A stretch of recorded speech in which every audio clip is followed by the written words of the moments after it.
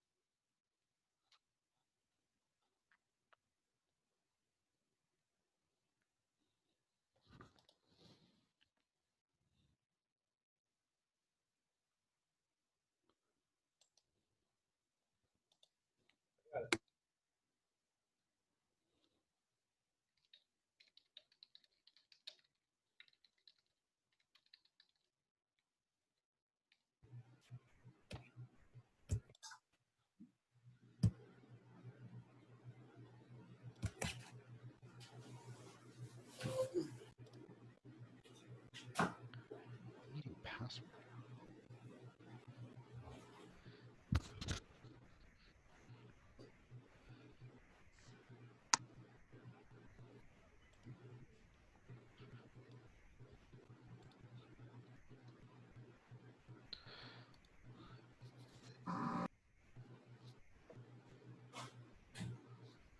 Hi, Isabel. I Um, Yesterday when you logged in, yeah. you said that there was a. It asked for a meeting password. Yeah. Uh, I I had found. Okay, okay, okay. It's because I tried to log in with the Zoom app, so I put the numbers you gave me on the email, and it asked me for a meeting password. So then I would just try to get in, and I saw on the Surreal's website that says Canvas. So I'm like, let me see. I logged in yesterday for the first time, and I found the class on the Canvas, and I saw the conference Zoom links, and then I pressed it to get in. Oh, you were in Canvas already? Added. You were already added? Huh? Okay. That's quick. Okay, very good. Okay. Thanks. Thank you. Yeah.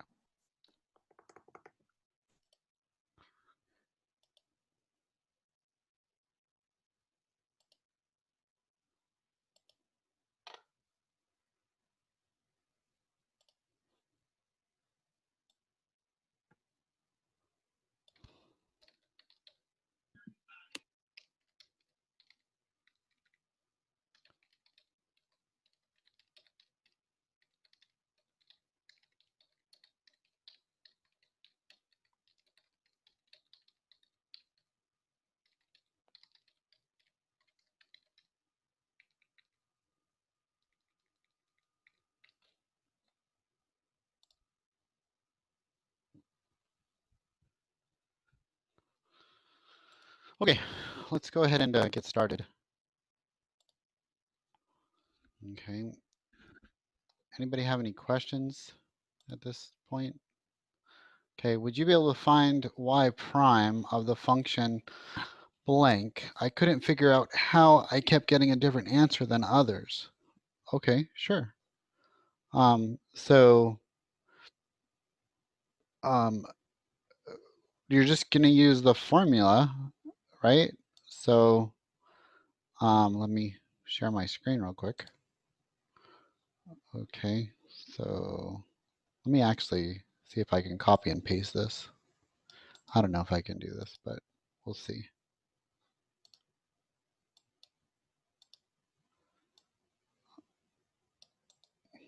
Copy, paste.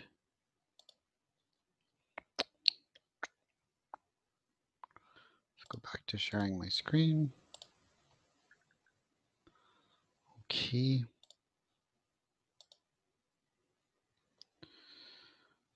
Okay, that's not what I wanted. That's not what I wanted. That's what I want. Okay, so I wonder what would happen if I tried to do a little paste job here. Did it paste anything? Did it not paste anything? Yeah, it's right there. Okay. So let's try to work with this thing here. Okay. So we want to do y prime, right? So, you know, this is just y equals a b to the x, right? So y equals a b to the x. So that's just going to be y prime is equal to a b to the x natural log b, right? Because a is just a constant.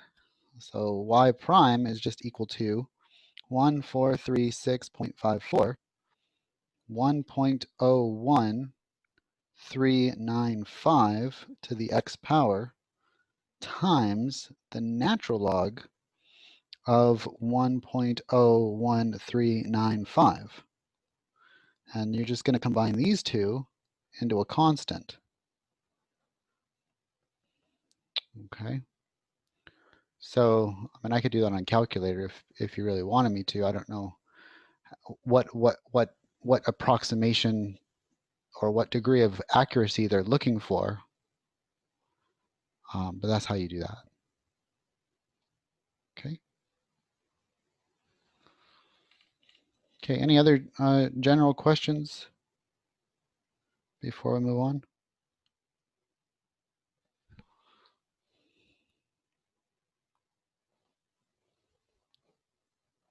Oh, okay. Sounds good. Okay. Let's go into 6.6 today. Okay, inverse trigonometric functions.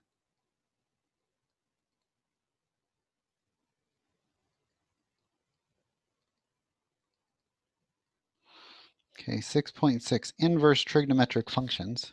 Okay, let's start with our friend y equals the inverse sine of x. Okay, y is equal to the inverse sine of x.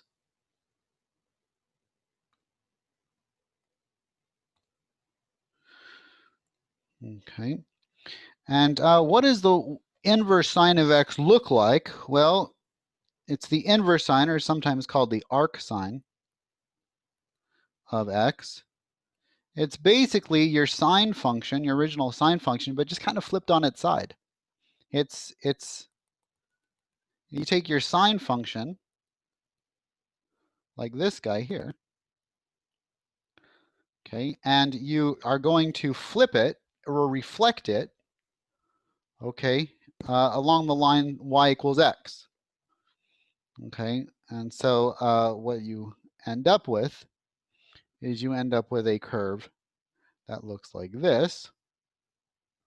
Okay, try not to mess this up too badly.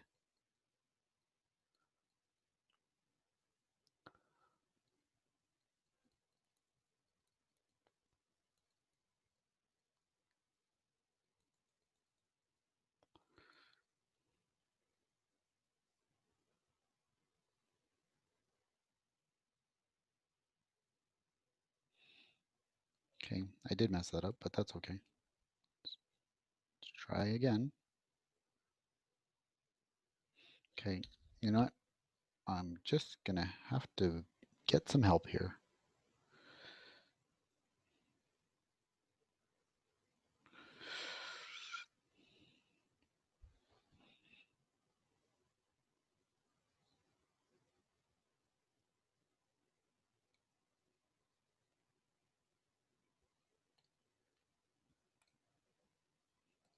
Hello? Okay. And I'm going to make this a little bit thicker of a line as well. Come on, behave. Be nice to me today. I bought you. Okay, I chose you as the one that I want to work with. And so the least you could do is behave. Okay, and that's the inverse sine function right there. Okay, now when we talk about inverse, we talk about switching domain and range, right? So for the sine function, the domain is all real numbers, right? Okay, it's any real numbers for the original sine function. Okay.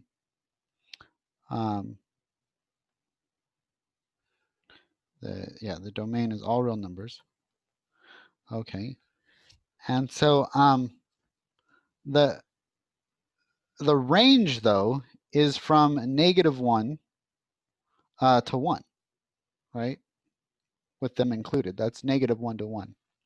So x is all real numbers for the domain. Now there's a problem though. Okay, and why is there a problem? Why is there a problem just switching domain and range here? Well, it's because we want to deal with something called a function.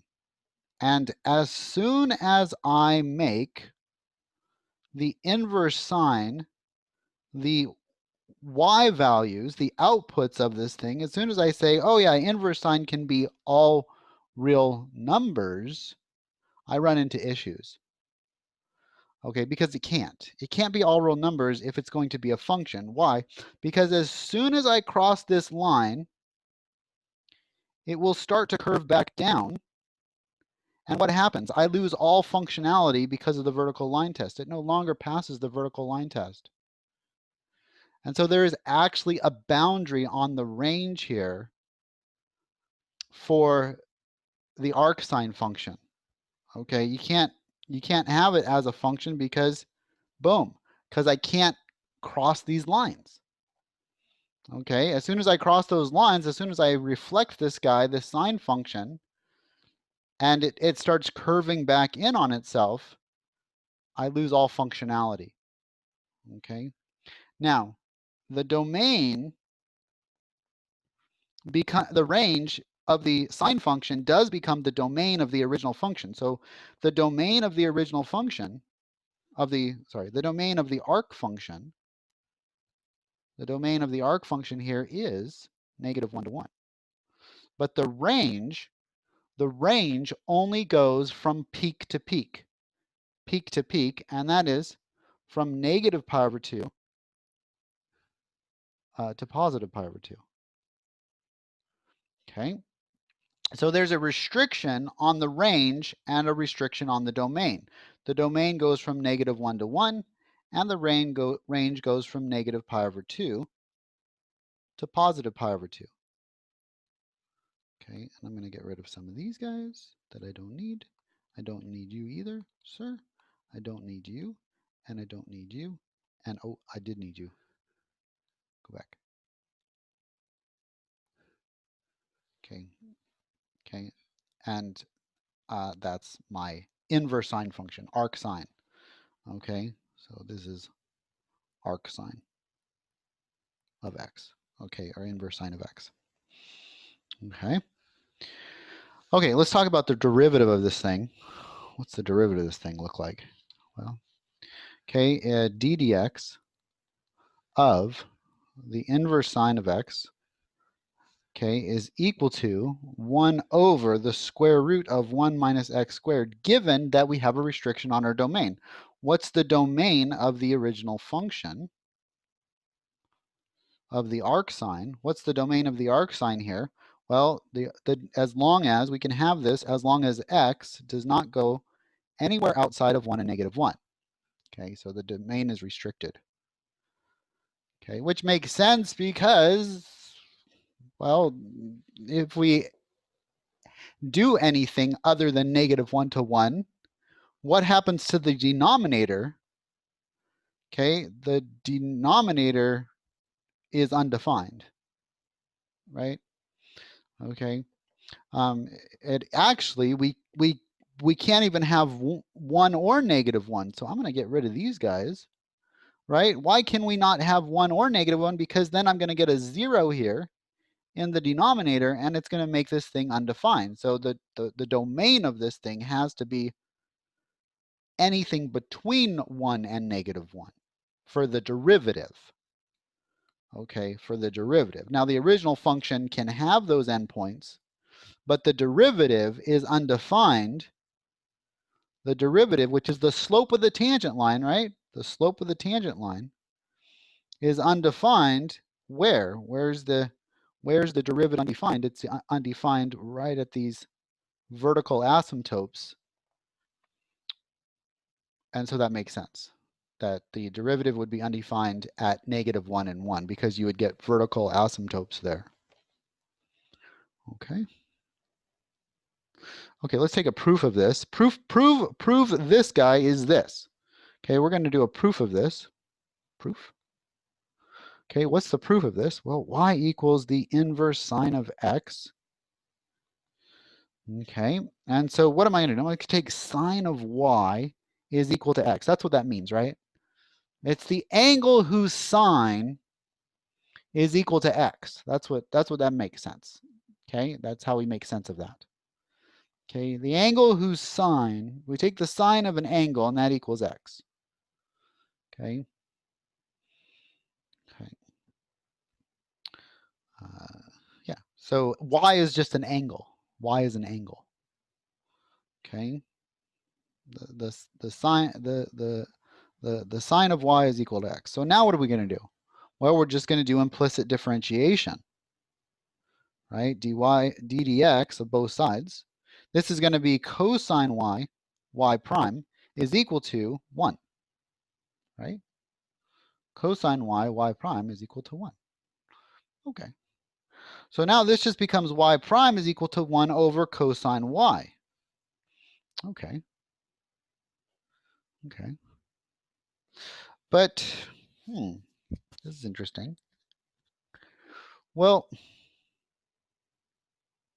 what do I know about y? Okay, what do I know about the sine of y? What do I know about the sine of y here? The sine of y, okay, is restricted. Okay, the sine of y is restricted, okay, between, let's go back to our function here. Okay, the arcsine function here, okay, is restricted. Okay, let's just go back to the arcsine function. Okay, we'll just say that y is restricted from -π/2 to 2. Okay, to π/2. Okay, our original y value has that restriction, right? That's the range. The range is restricted. Therefore, what do I know about cosine y?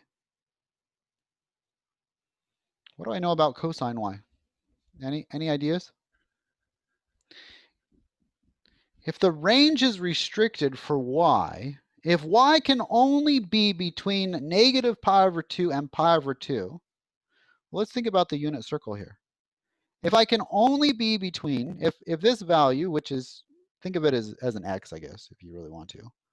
Okay, the cosine function here, okay, goes from -π/2 to π/2. And then what are the values of cosine all along this path? What are the values of cosine along that path? Are they positive or negative?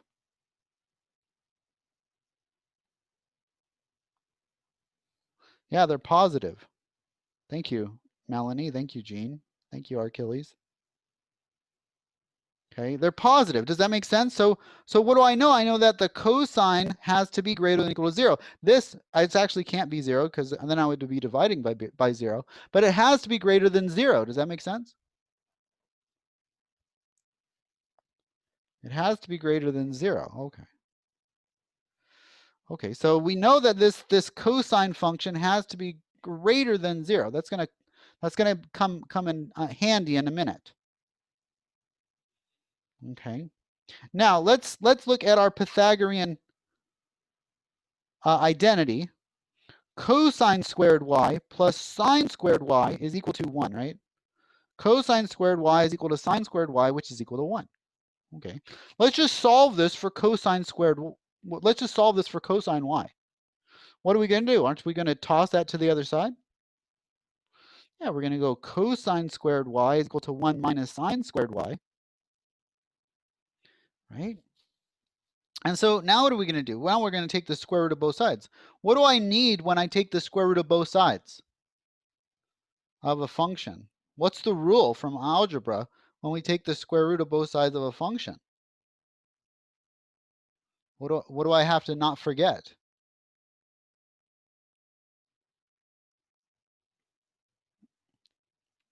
Any ideas? Yes, absolutely. The plus or minus. Plus or minus. The square root of 1 minus sine squared y. But, and here's the big but. Okay, pun intended. Okay, here's the big but. Okay, but what? What do I know? What do I know about cosine y? What did I just prove about cosine y?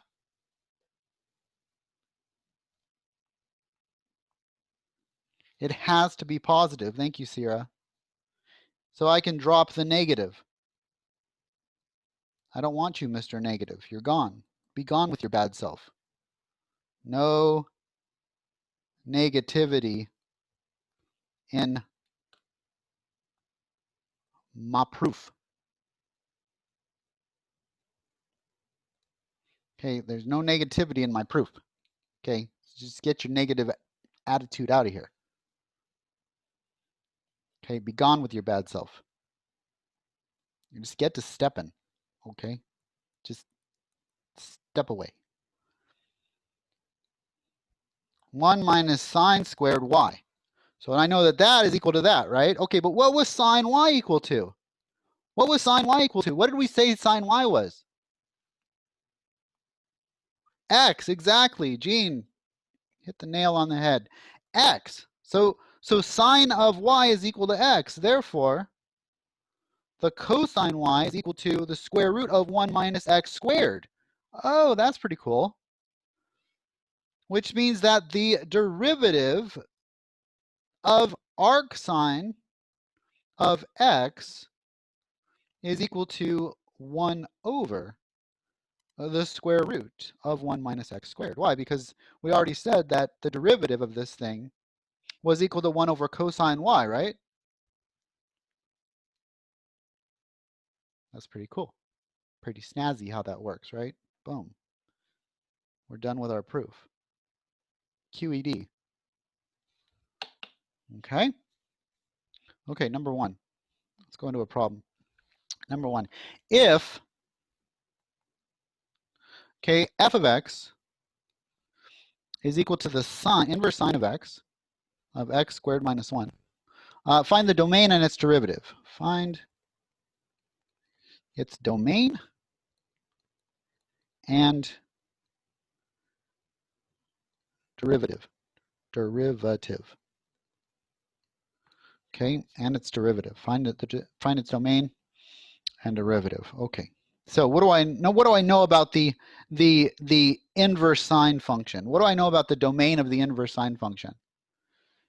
The inverse sine function. Okay. Well, the domain of that thing has to be between -1 and 1, right?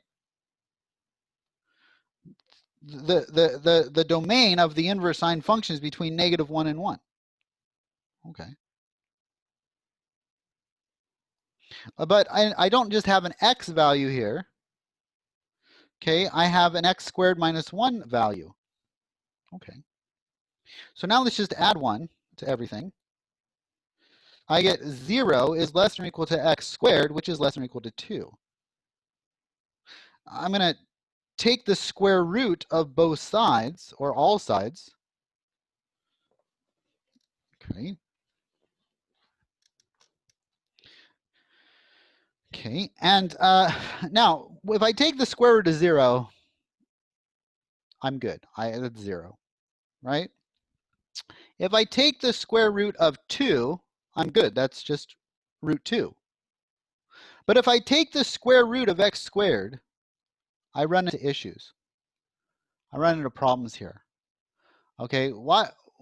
The square root of x squared is not x. What is it? What is the square root of x squared? What is it, Fady? Positive and negative x? No, it's not. Absolute value of x, I guess. That's a good second guess. Okay, it's absolute value of x. Raj, you got some good. If I gave extra credit, I would give extra credit to Raj, but unfortunately, I don't give extra credit. Okay, it goes against my religion. It's sorry. So, the students always ask, do you give extra credit? No, I give regular credit. There's nothing extra about me. So, yeah. Okay, so it's absolute value of x. Why is it absolute value of x? Because what happens when you square something and then take the square root? Let's take a -3, square it, and then take the square root. What happens? Do I get -3 out? Heck no. I get 3. Okay. All roads don't lead backwards. Okay. I always get positive. No matter what I plug in here, I'm always going to get a positive value out, right? Okay, so so the domain is this thing, right? So I'm going to say that I can drop the 0. Okay, we know that we know that absolute value is greater than an absolute value is greater than 0. That's inherent. That's inherently true. So it's always greater than or equal to 0. It's absolute value. Okay, but is absolute value always less than or equal to radical 2? Well, only if it's between negative radical 2 and radical 2. So that's my domain. Okay, my domain is this. Okay, so that's part A. A was finding the domain. Let's do part B. Okay, part B is finding the derivative. So we want d dx of inverse sine of x squared minus 1. Okay. Okay. So this is just going to be a chain rule. What did we say the inverse sine was? Wasn't that 1 over the square root of 1 minus x squared? But I don't have just 1 minus x squared here. I have, if you want to do substitute out a u here, u is equal to x squared minus 1, right? Okay, so we just don't have that. We have a u that is x squared minus 1, so we're going to have to do a chain rule. A chain rule. Okay, so this is going to become u squared times u prime, right? It's 1 over 1 minus u squared times u prime. Okay, so this is going to be 1 over the square root of 1 minus x squared minus 1, that's my u, times my u prime, which is 2x squared. I don't want to forget that squared. It would be very bad. Okay, so this is going to be equal to 2x over the square root, okay, of 1, okay, minus, okay, what is this going to be? X squared x to the 4th minus, okay, 2x squared minus 1, I believe. Okay, when I multiply that out. Okay. Is it 1 or plus 1? It's 1 plus 1, sorry. Plus 1. Okay, negative 1 times 1. Negative 1 is plus 1. That's correct. Okay. Okay.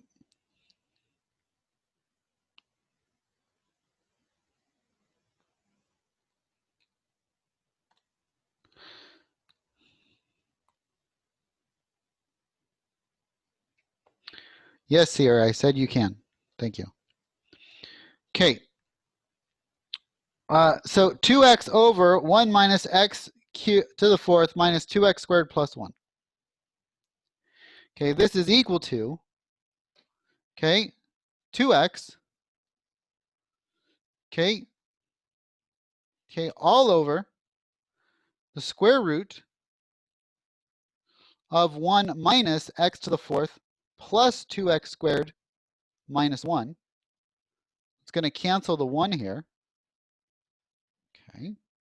So this is equal to 2x over the square root of 2x squared minus x to the fourth. Now,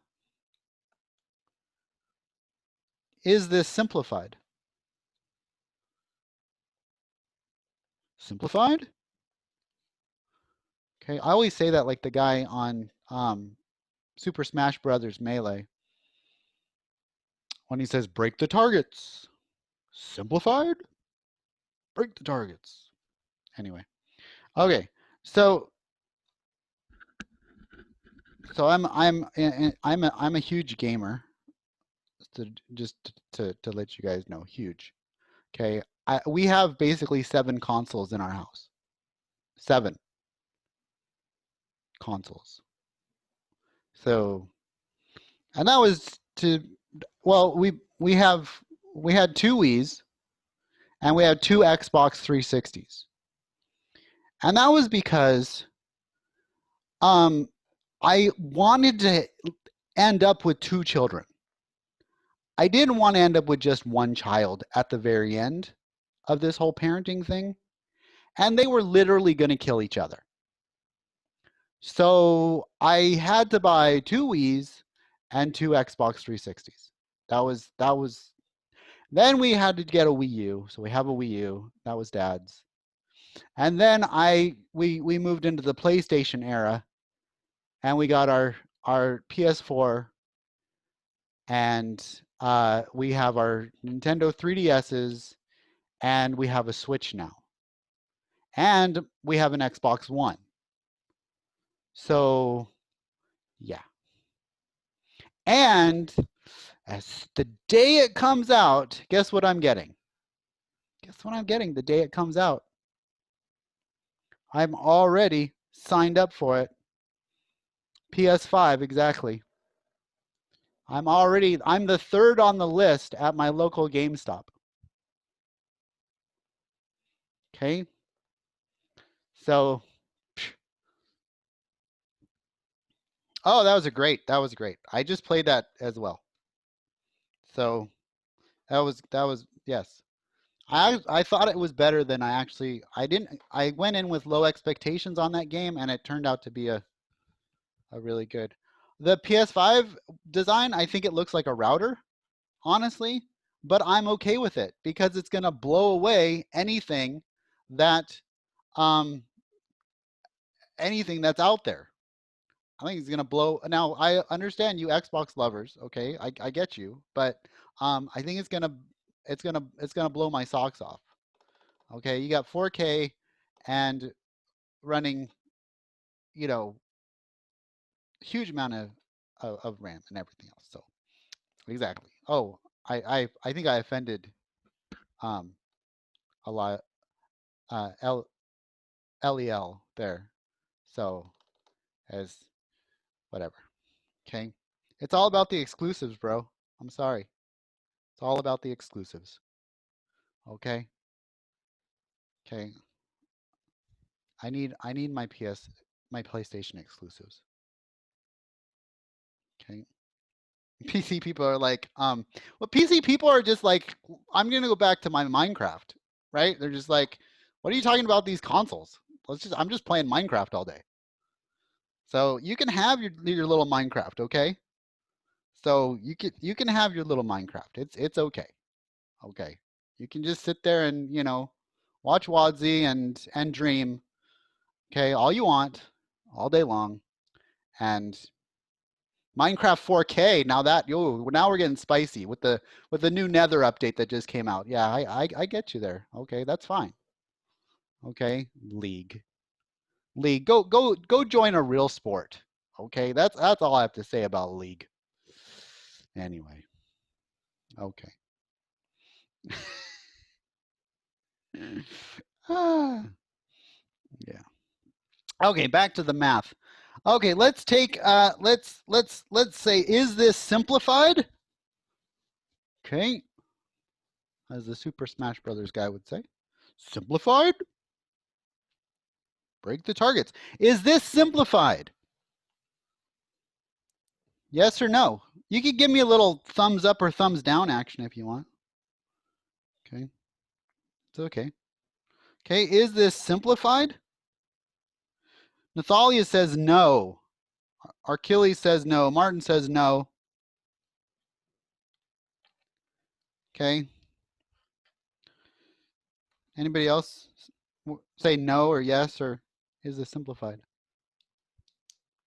Have a guess? Okay, nope, nope, no. Well, okay, what can we do to make it more simplified? What's your best guess here? Okay, why not just leave it? I like the way LEL is thinking there. Like, why didn't you just leave it? Okay. Victor says factor out an x squared. Okay, Victor. Let's factor out an x squared. Let's see what we get when we factor out an x squared. Okay. So I'm going to factor out the x squared just like you said I should do. 2x over the square root of x squared times the square root of 2 minus x squared, right? Huh. Okay. Okay. Okay, but what did I just say was the square root of x squared? Absolute value. Exactly. Thank you, Fady. It's the absolute value of x times the square root of 2 minus x squared. So I don't know. I don't know if that is really more simplified than before. To me, that kind of looks more complicated. But it's just personal preference.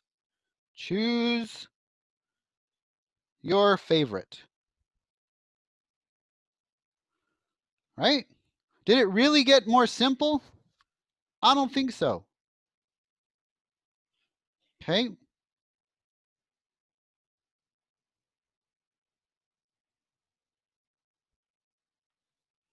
Okay. Did it? I don't know.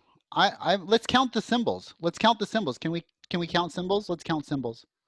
Let's see what happens here. In the denominator, I've got 1, 2, 3, 4, 5, 6, 7 symbols. In the denominator, I've got 1, 2, 3, 4, 5, 6, 7, 8 symbols. Oops. Yeah, this was simplified. So I'm going to go with that one. Okay. Isn't that spicy? You were like, dude, my algebra teacher, she led me astray. No, not really. You just need to expand your horizons mathematically. Okay. So not always going the extra mile, it makes things more simple. Sometimes it just makes them more complicated. LEL is just like, why don't we just leave it there? Go right ahead, bro. I like the way he was thinking. Okay. But maybe he just didn't know the mathematics behind it. Maybe he's just like being lazy. He's like, dude, we've done enough work. Okay. Go take a rest. Okay, the derivative of inverse sine x is 1 over the square root of 1 minus x squared.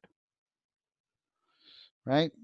We can do the same thing. We could verify these if we want. I don't want to. Okay, but you can go through the work of verifying these if you really want to.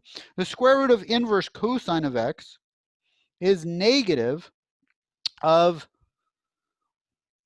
the square root of 1 minus x squared. Okay, d dx of inverse tangent of x is equal to 1 over 1 plus x squared. This one you're going to need to know. You're going to need to memorize this one. Memorize me. Why memorize? Because you're going to be using it a bunch in this class. A bunch. A bunch. The bears. Okay. What else we got here? Well, what about secant, cosecant, and cotangent? Okay. So the inverse, the 1 over sine, inverse sine is 1 over cosecant. Oh, sorry, cosecant is 1 over sine, so we're going to do inverse cosecant here, d dx of inverse cosecant of x. Okay, and that's going to be equal to negative 1 over x times the square root of x squared minus 1. Okay, d dx of secant of x, that's inverse secant of x, that's 1 over cosine. Okay, is secant. That's going to be 1 over x times the square root of x squared minus 1. Okay, and then arctangent, or sorry, not arctangent, arccotangent, the cotangent of x. Okay, the cotangent of cotangent of x here is going to be negative 1 over 1 plus x squared. Now, do you notice anything interesting about the negative ones here? What's interesting about the negatives here?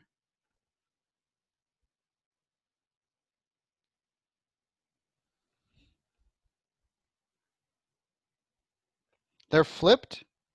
The negatives belong to the trig functions that start with the letter C. Have you ever taken this? Have you taken this course already, Gene? You're stealing all my thunder. Okay? You're stealing it all. Maybe you should help me teach. Okay? So, yes, they all start with the letter C. So if you had to memorize these, which in this class I'm not requiring that you memorize them because I can't enforce that. Okay? Unless you really want me to come over to your house and make sure that you take the exam without any notes, which that would be creepy and I wouldn't do it anyway. So yeah, in a regular Calc 2 class that's not online, I would have you memorize these. And that the negatives, you really only have to memorize 3 of them, right? You really only have to memorize sine, cosecant, well, secant, and tangent, right? So you'd only have to memorize sine, secant, and tangent, and then you get the others for free because they're negative, and the negative ones always start with the letter C, right? C for negative. Okay, not N for negative, C for negative. Okay? So a little trivia about the inverse tangent functions, or sorry, inverse trigonometric functions. Okay. Okay, let's look at cosine. Could you maybe go over one with a constant in front of the inverse function? Sure. If you have d dx of 2 inverse tangent of x, that's equal to 2 over 1 plus x squared. Does that help?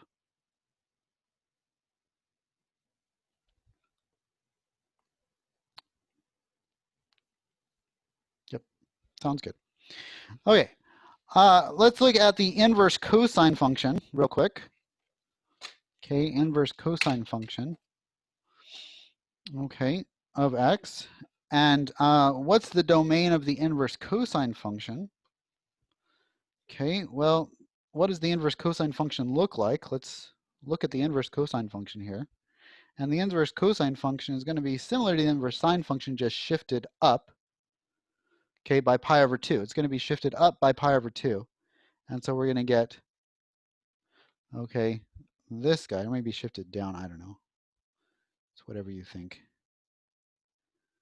Okay, so I get this guy here. Okay. That's the arc cosine function.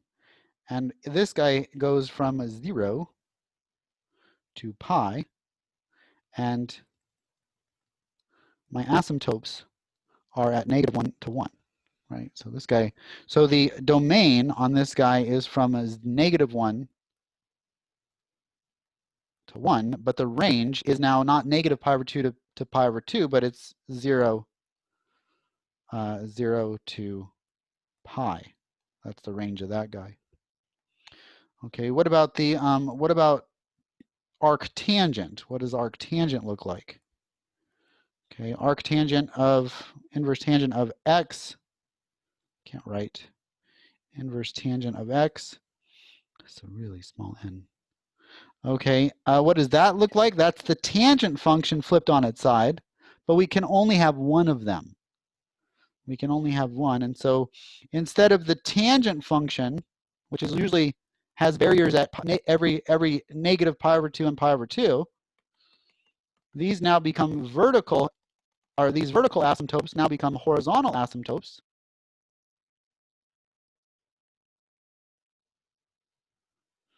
And we can only have one iteration of this function because it just goes on forever. This is a really bad drawing. I'm sorry. I apologize. Okay. So, yeah. Do I have any pictures here? Again, I am not the artist in my family. So that, I don't know. Goodness gracious. Okay, so where are, is it going to be in my Dropbox? I think it's in my Dropbox. And then,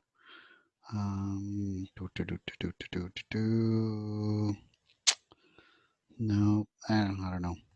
Anyway, I was going to show you some of my daughter's artwork, but I'll pull it up later. Okay. So anyway, I'm a proud papa. I gotta share, right? Okay. So anyway, okay. Okay, so this guy, the range on this was the domain, right? Before. So this is -pi/2 to pi/2. I cannot draw today. I'm gonna try this is a little bit better. A little bit better. It's the pen. I'm gonna blame the pen. Like that. There we go. There we go. Now, when you are drawing math, it is best, if you are not being very accurate, to make your lines a lot thicker. And then it makes you look more accurate than you actually are being. Okay, that's for those that will eventually teach on a whiteboard. You just make them bigger, you make them thicker, and then it's more appealing to the eye.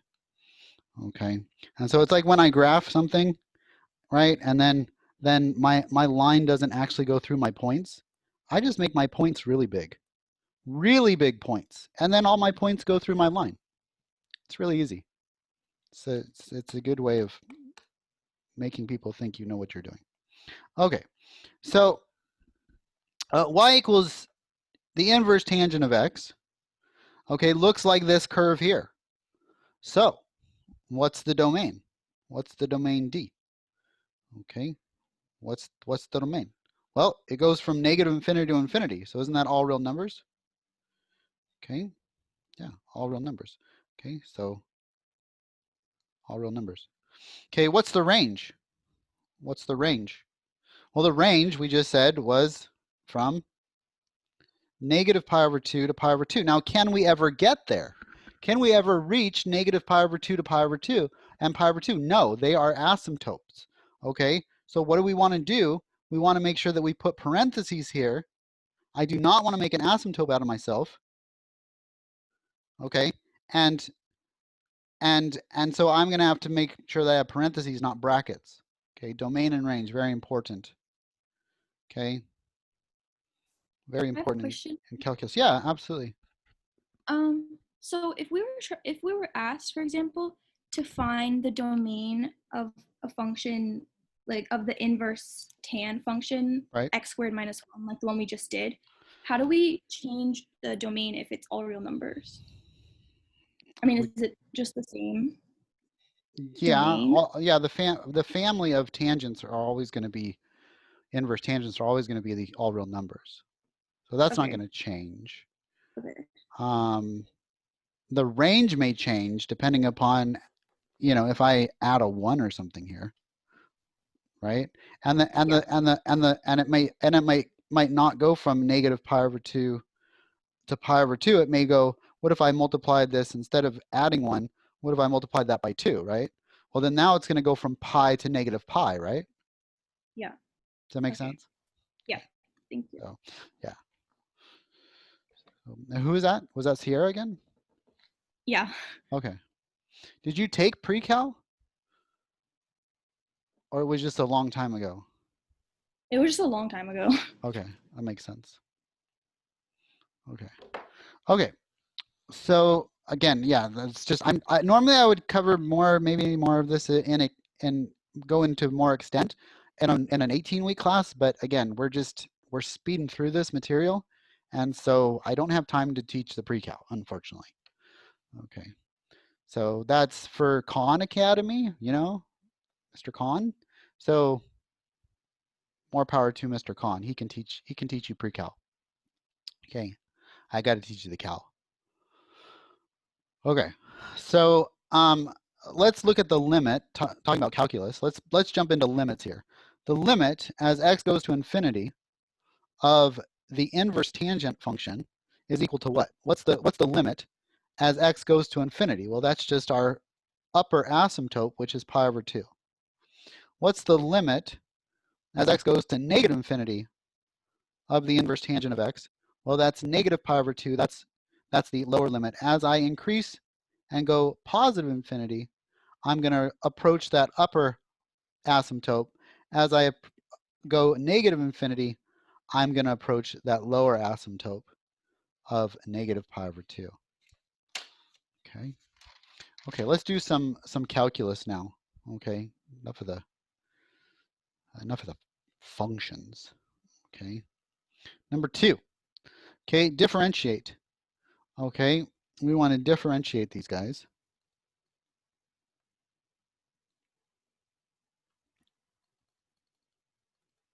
Okay, differentiate. Okay, A. Okay, y is equal to 1 over inverse sine of x. Y equals 1 over the inverse sine of x. Okay, so, that's kind of interesting. Y equals 1 over the inverse sine of x. Okay, so any ideas on this one? Is this inverse cosecant? Is that inverse cosecant? No, it's not. Okay, why is this not inverse cosecant? Because inverse cosecant is when we take the cosecant of y equal to x, right? That's inverse cosecant. This is 1 over arc sine. Okay, they're different. They're different. Don't confuse that. This is the inverse of arc sine, which is not cosecant. It's not arc cosecant. That's not the same thing mathematically. So we do want to take the derivative of this. So I'm going to rewrite this as y equals the inverse sine of x to the negative first power. Now I'm going to do a chain rule on this guy. Okay, let's do a chain rule. Let's do the derivative of the outside. That's negative 1 times the inverse sine of x to the negative second power times the derivative of arc sine. Well, I know what the derivative of arc sine is. I already memorized that one. That's the 1 over the square root of 1 minus x squared. Everybody has that one memorized. Of course. Okay, and so y is equal to, okay, this is going to be negative 1 over, okay, the arc sine squared times the square root of 1 minus x squared. And that's it. That's simplified. Okay, that's the derivative of that guy. Okay, let's look at part B here. Part B is f of x is equal to x times arctangent of x. Okay. So f of x is equal to x arctangent of x. What's this going to be? This is going to be the product rule, right? Product rule. We've got a function of x times a function of x. We're going to do product rule on this one. So f prime of x is equal to derivative of the first, 1, times the second, arctangent, plus the derivative of, well, the first, I'll just do the first, times the derivative of the second. Well, what was the derivative of the second? That's 1 over 1 plus x squared. Everybody has that one memorized too. I mean, I could ask people off the street, what's the derivative of arctangent? And they'd be like, dude, it is 1 over 1 plus x squared. And I'd be like, it's just common knowledge. Common knowledge. Okay. Okay. It's so easy a caveman could do it. Okay.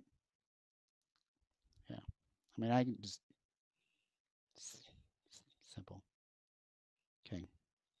I love those Geico commercials. They were amazing. Okay. Anyway. Okay. So what is this going to be? This is going to be arctan. Okay, the arctangent, okay, of x, okay, plus x over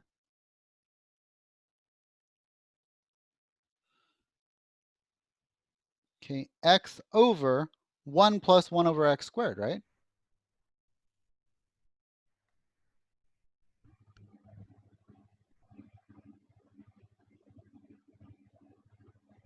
And that's it. Okay, that's it for that one. Okay, let's talk about some integrals here, because that's really where we want to go with this. We don't care as much about the derivatives as we care about the integrals.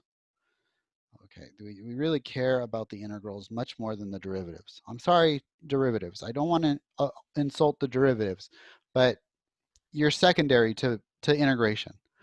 Okay, I really want to know how to integrate these guys. So if I take the integral of 1 over the square root of 1 minus x squared, what do you think that's going to be equal to? What do you think the integral, don't leave off my dx. What do you think the integral of this is going to be equal to? Any guesses? Arc sine plus c. Very good. Thank you for not forgetting the plus c, Fady. You are learning. Always plus c. Always plus c. It was really interesting because my daughter has not seen those movies, and I told her that. I said, oh, she's like, what are you shouting at those people? Why are you shouting at your students? What did they do to you? Because she can hear me in the other room. You know, she's home for the summer. And I said I was always plus C, and she's like, what are you on? They're not very nice to me. Okay, I'm just letting you know. They don't treat me well. They call me nerd all the time, and they make fun of me. And it hurts my feelings. But I come out and she's like, why are you screaming at your students? What is wrong with you? Okay, you're supposed to treat your students nice. Okay? And I said, it's always the plus C, always plus C. And she's like, why are you talking about that now? Like, why do you say that? And I said, it's from the Karate Kid. He's like, always little guy, always little guy. And he's like, Karate Kid, what's that? And I said, you don't know what the Karate Kid? We own that freaking movie. Sit down and watch it. And so she did. She did the same night. She watched the first three of them all in a row. I'm like, what else are you going to do when you're home with COVID, right? You're just like, hey, I'm quarantined. Okay. And so she doesn't have COVID, but we're like, oh, everybody's in the same boat right now. So she's like, hey, I'm just going to binge watch the Karate Kid movies. I'm like, okay. Exactly. So, yeah. So,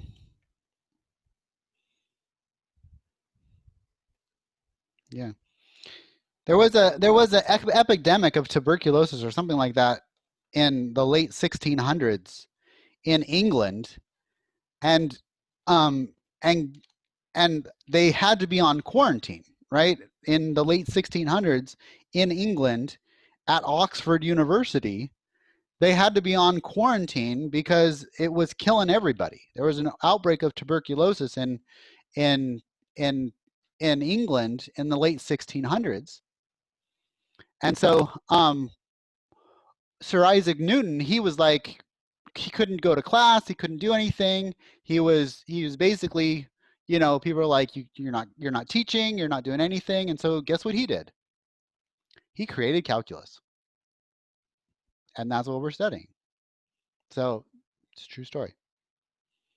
Okay, look it up. Yeah, exactly. So, okay, Mr. Sir Isaac. Okay, and so yeah, this is arc sine of x plus c, always plus c. Okay, what about the integral of 1 over 1 plus x squared? This one's extremely important. Let's just star this guy. Let's just maybe put a box around him. Okay, we could pretty him up a little. Okay, we could say that you know, this we gotta give this guy some color. Okay, this is going to be equal to, okay, what is this going to be equal to? This is going to be equal to arc tangent, okay, the inverse tangent of x plus c. Okay, this is extremely important because when we start taking the integrals next chapter, we're going to start taking integrals of rational expressions, and we're going to end up with stuff like this. And so we always need, okay, we need the to know that this is the arc tangent.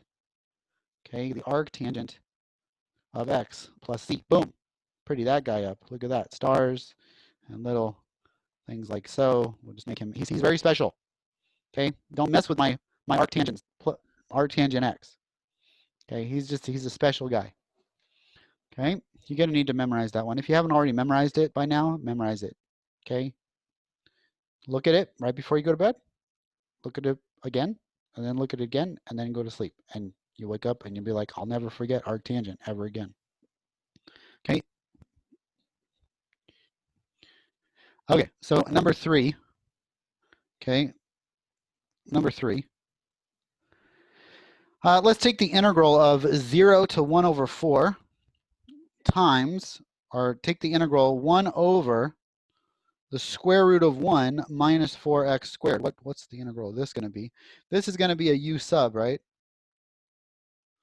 Okay, this is going to be a u sub. And so what is u going to be in this case? Well, let's look at this thing. This thing is equal to the integral of 0 to 1/4 of 1 over the square root of 1 minus 2x squared.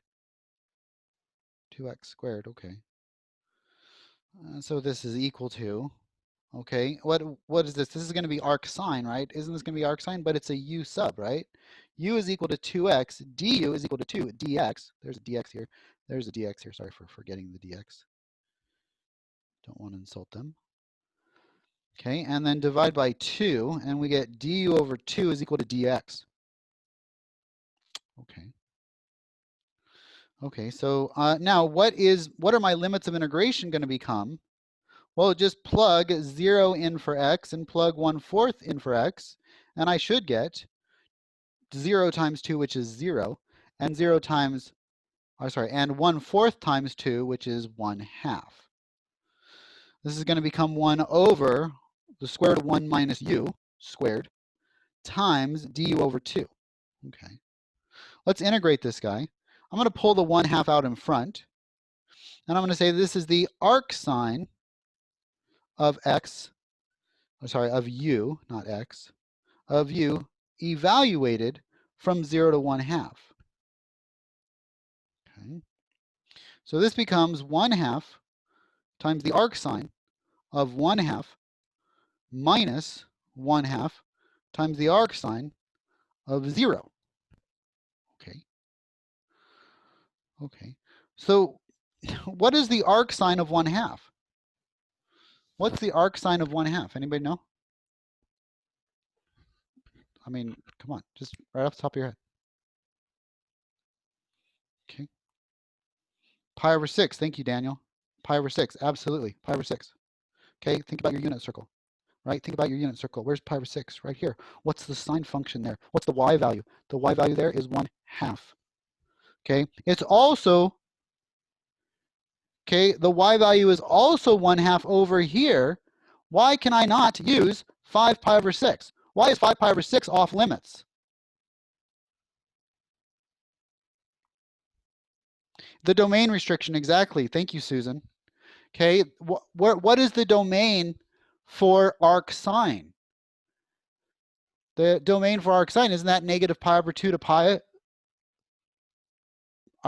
It's negative pi over 2 to pi over 2, right?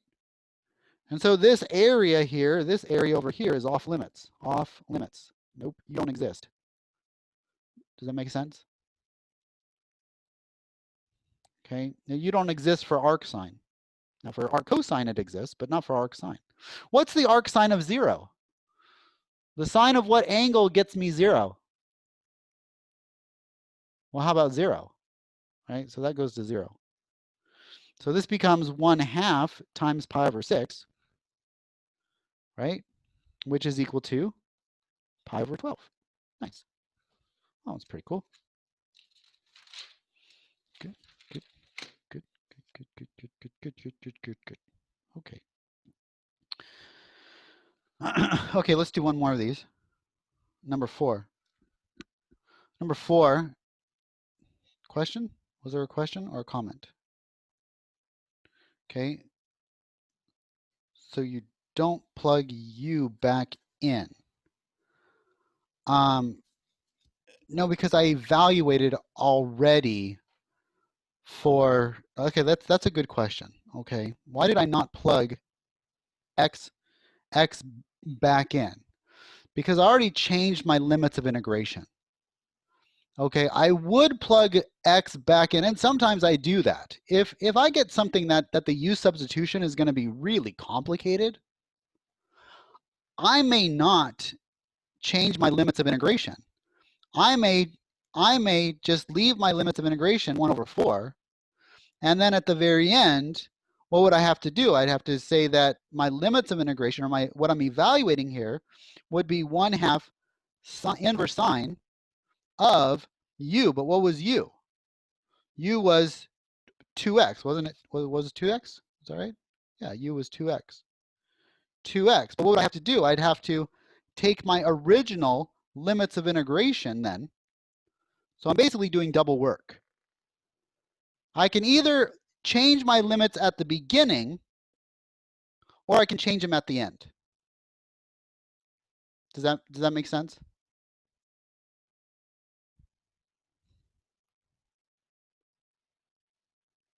Yes, absolutely, Sierra. Either way will give you the right answer.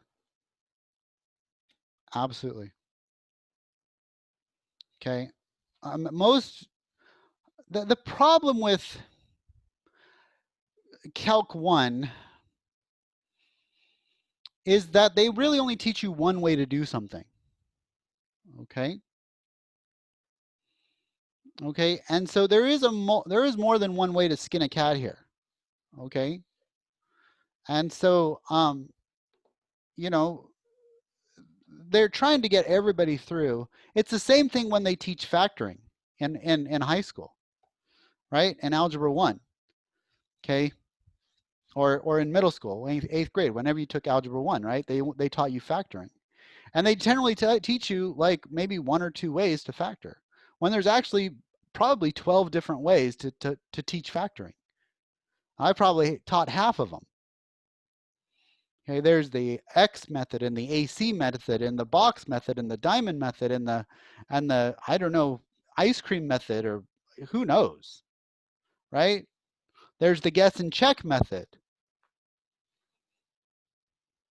There's the factor by grouping method. There's all these stinking methods, and it's like, okay, there's more than one way to do something in math, oftentimes. Okay. But all roads will lead to the same place. Now, what are you asking? Why did I go back to the pi over 3? Pi over let me read your question here. Okay, because now I'm confused. Wait, going back to number 3, towards the end of 0, wouldn't it be pi over inverse sine of 0, the end, when sine 0, wouldn't it be pi over 6 times 1/2 times 0? No, because we subtracted the 0.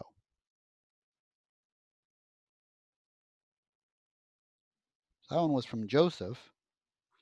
Wait, why did the 1/4 change to 1/2? Well, because I multiplied by 2. Right? You're either going to have to multiply by 2 at the beginning or you're going to have to multiply by 2 at the end. Right? It's fractions. Know your fractions, people. Hopefully that makes sense. Okay, good, good. Okay, so we got one. No, good questions. Thank you. Thank you for the questions. Okay, because oftentimes I'll miss explaining something and then it comes up as a question and it's like, oh, dang, that was a really good question. Okay, or it gives me the opportunity to teach you something that you didn't know already. Okay. Okay, so what's this guy gonna be? Okay, this is not a 9. This is an A, by the way. That's my A. Okay, which looks like my 9. So maybe I'll make him look like that. Okay, that's my A. Okay, this is my 7. This is my Z. This is my 2.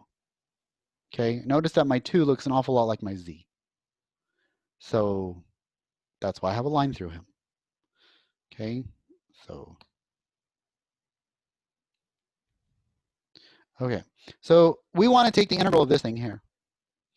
Okay, so the idea here is going to be to try to write this in some form of the inverse tangent, right? So what was the integral of 1 over 1 plus x squared? What was that guy? Wasn't that inverse tangent plus c? Right? Wasn't that inverse tangent plus c? Yes, absolutely. Memorize it. Know it. Make it your best friend. Okay. Okay. Yes. So I'd like to get this guy to kind of look like this guy. That guy over there to look like this guy. I want these guys to kind of look like each other. Okay. So how can I get the one on the left to look like the one on the right? I want the one on the left to look like the one on the right. Well, couldn't I divide the bottom by a squared? But I don't get something for nothing, right? There's no free money out there. Okay? And if they're telling you there is, then they're trying to con you. Okay, there's no free money out there. So whatever I do on the top, I got to do on the bottom. Right? Okay, but what is A? A is a constant. A is a constant, as many of you figured out from WebAssign. A is a constant, right? Okay, A is a constant. So I can just factor out this constant. And then what do I get? I get 1 over 1 plus x squared over a squared dx. And what does this equal to? This equals to 1 over a squared times the integral of 1 over 1 plus x over a squared dx. And now what do I want to do? Well, now I just want to do a u sub. I want to do u substitution on this. U is equal to x over a, right? So what is du? Du is equal to, okay, du is equal to 1 over a dx, right? Or a du is equal to dx. Okay, so we get 1 over a squared, right, times the integral of 1 over 1 plus u squared, right, and then times a du.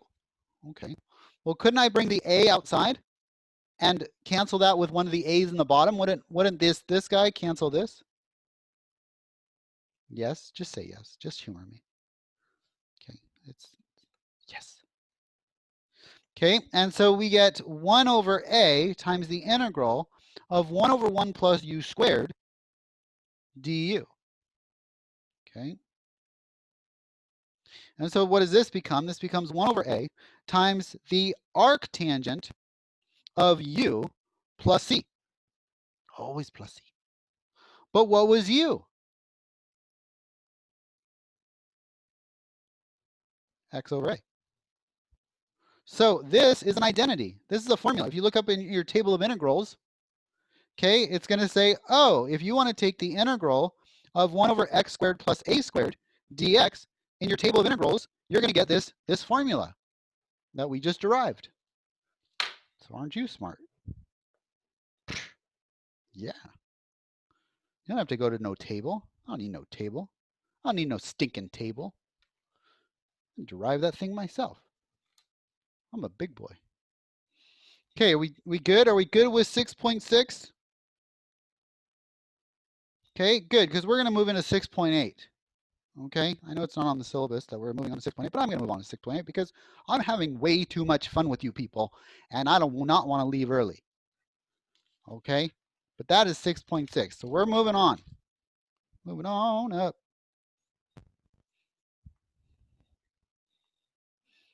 Okay. That's my goal, Sierra. Now, if I get tired of you people, no, I'm just kidding. If I get tired and I don't make it all the way through 6.8, then we may just stop early and be like, hey, I'm tired and this is my class. And then we'll do a tiny bit of 6.8 and then the review. Now, please, over the weekend, do the review. Do not come into class Monday expecting me to do all of those problems. I will not have time or the energy to do all of them. I will be taking suggestions. Okay? It's not my job to do that work for you. It is your job to go through. The answers are already provided for you. Okay? Can we also do textbook problems in the review? Sure. Absolutely. Okay, do as many problems as you want. Oh, you mean, can I ask textbook problems? With a caveat, I don't have every single problem in the textbook memorized. So, does that make sense? Okay. I mean, I have a lot of them. I probably have like 80% of them memorized, but I don't have. So if you ask me like, whoa, what's the answer to 113 on that, all I'm going to do is I'm going to point you in the direction to the solutions manual, and you can order that on Amazon, right? I think it's like 25 bucks or something. Just Amazon, boom, it'll be here tomorrow for you if you really want the solutions manual. Okay. So does that make sense? Okay, good. So I would just say, hey, you're like, well, how do you do number 113 in section 6.3? I'd be like, here's the solutions manual for that one. There you go. I mean, I would look at the solutions manual just to teach you how to do it. You know, so I think you'd be okay. You know, going back over the homework problems and studying the exam review, I think you'll be okay. Okay, I mean, it was the same type of thing last semester when COVID hit. I was only in the classroom for about 4 weeks or so before they shut me out of my classroom and said, don't go home and never come back. And so, you know, my Calc 3 people, they did fine on the exams. You know, we did the exact same thing. WebAssign, Proctorio, it ran fine. I know you have a lot of test anxiety, Sierra, and I gave you the exam review yesterday in hopes to alleviate some of that test anxiety. Okay, but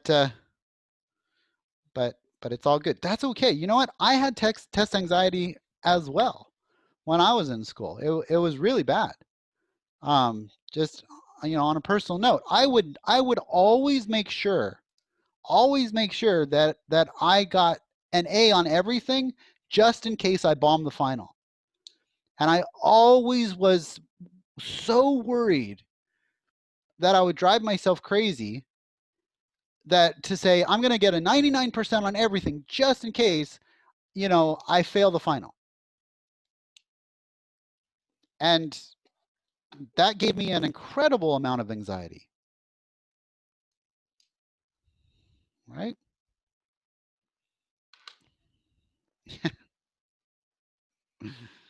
Exactly.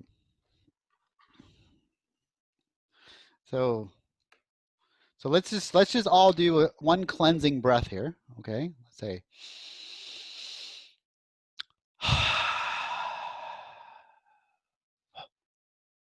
Okay, I want you to understand that you're in here for knowledge. You're not in here to get a grade.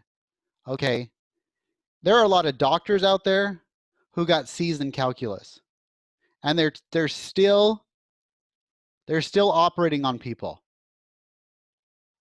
Okay, right?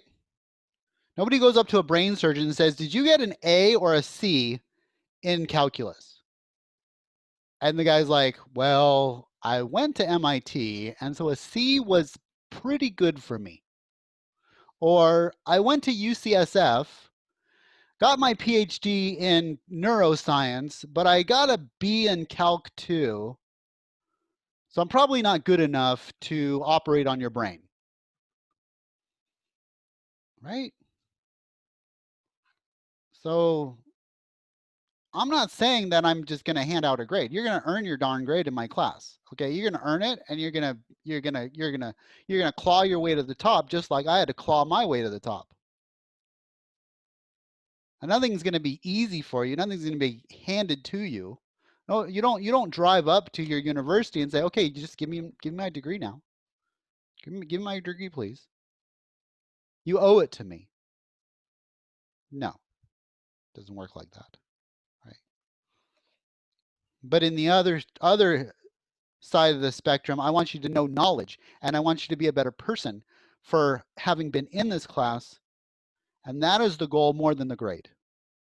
The problem is that our society is so bent on that grade, and that grade making you a valuable human being, that they don't even care about knowledge anymore. When it's the knowledge that's going to actually help you. So you can sit there and you can cheat on the exams if you want. You can not do the homework. You can flunk out of the you can do whatever you want. But in the end, that's a fool's errand. I'm gonna tell you that right now. Because in the end, you're not going to have the skills to pay the bills. Okay? As Samuel L. Jackson would say.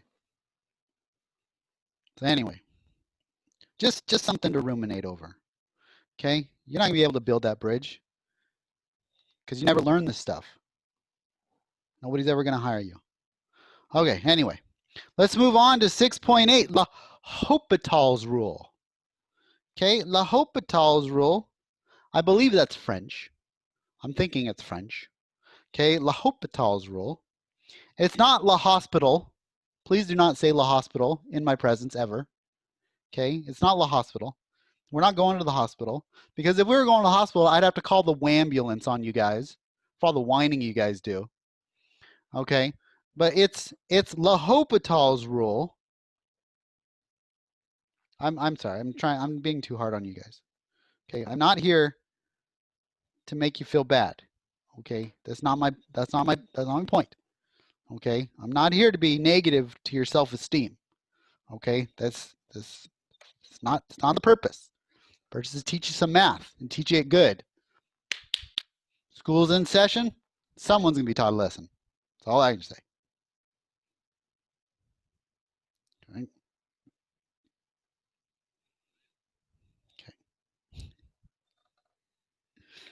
Okay. Okay, L'Hopital's rule.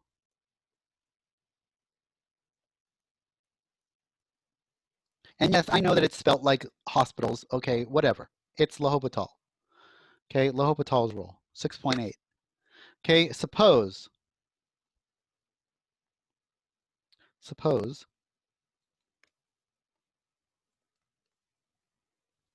okay, suppose f and g are differentiable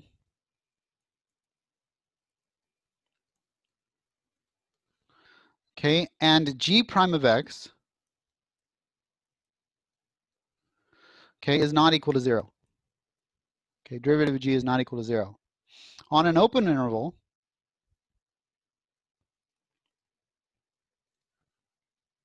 I, okay, open interval I, that contains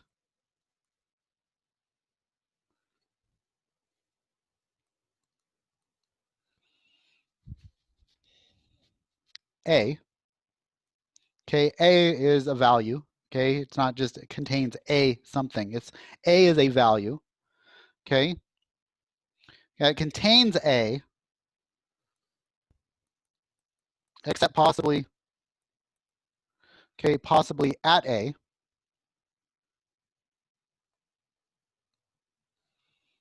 okay, period. Suppose that,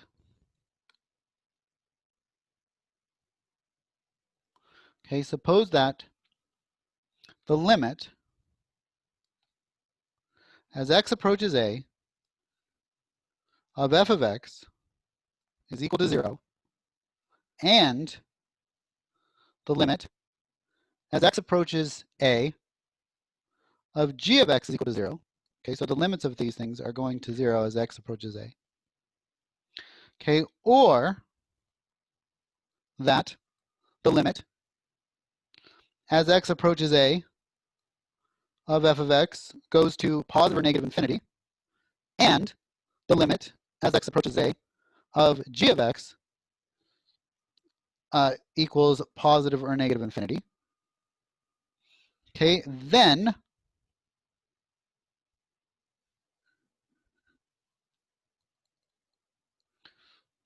then the limit as x approaches a, oh, it's bad approaches, x approaches a of f of x is equal to 0. Sorry, I wrote that wrong. F of x over g of x is equal to 0 over 0. Okay. Okay. Or the limit as x approaches a of f of x over g of x is equal to plus or minus infinity over plus or minus infinity.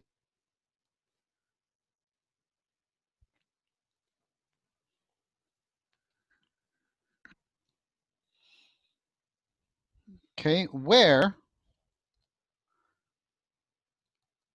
the limit, you know what? I don't like this. I'm going to switch the where and the then. Okay, so where this occurs, then we can say that the limit of f of x over g of x is equal to the limit as x approaches a of f prime of x over g prime of x. Okay, and that is L'Hopital's rule. If you get something called an indeterminate form, okay, you get infinity over infinity or 0 over 0, an indeterminate form for limits, then you can find the limit of these by taking the derivative of the top and the derivative of the bottom. Okay, they're called indeterminate forms.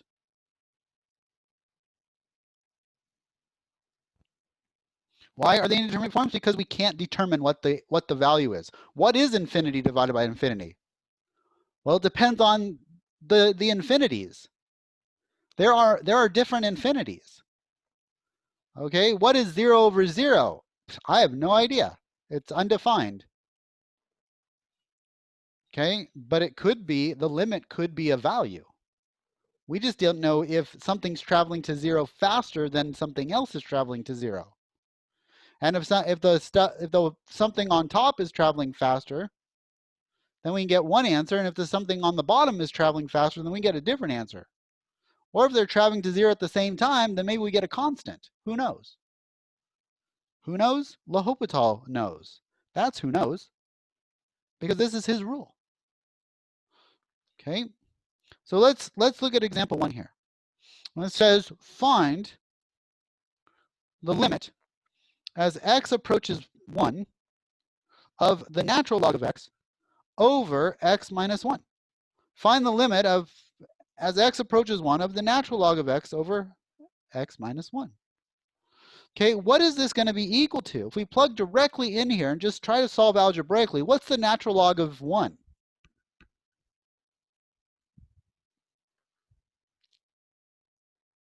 It will be 0 over 0. Yes, thank you, Fady. The natural log of 1 is 0, right? And then what's 1 minus 1? That's 0. So is this an indeterminate form?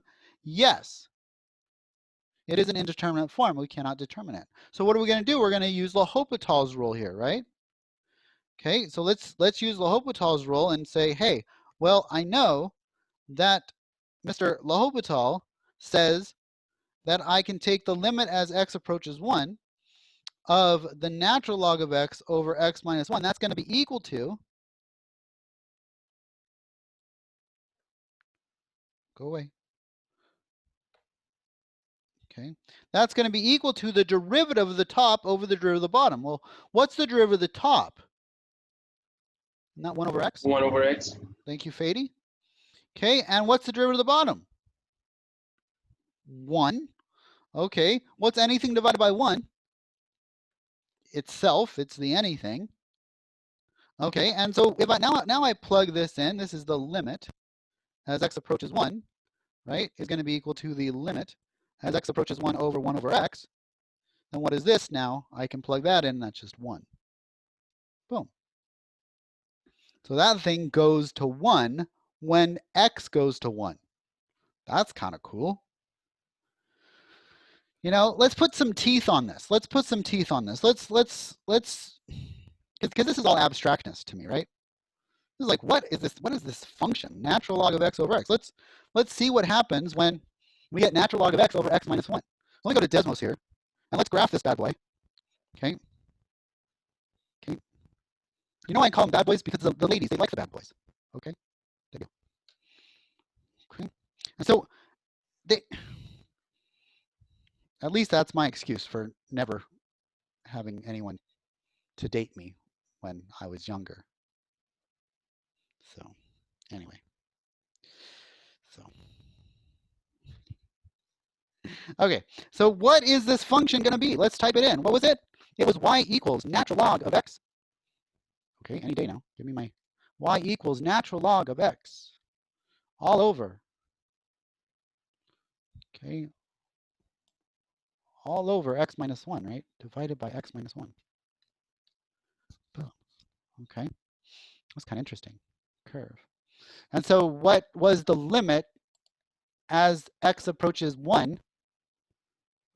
Right? So as x approaches 1 here, what's the limit of that value? Maybe I can just zoom in. Zoomy zoom.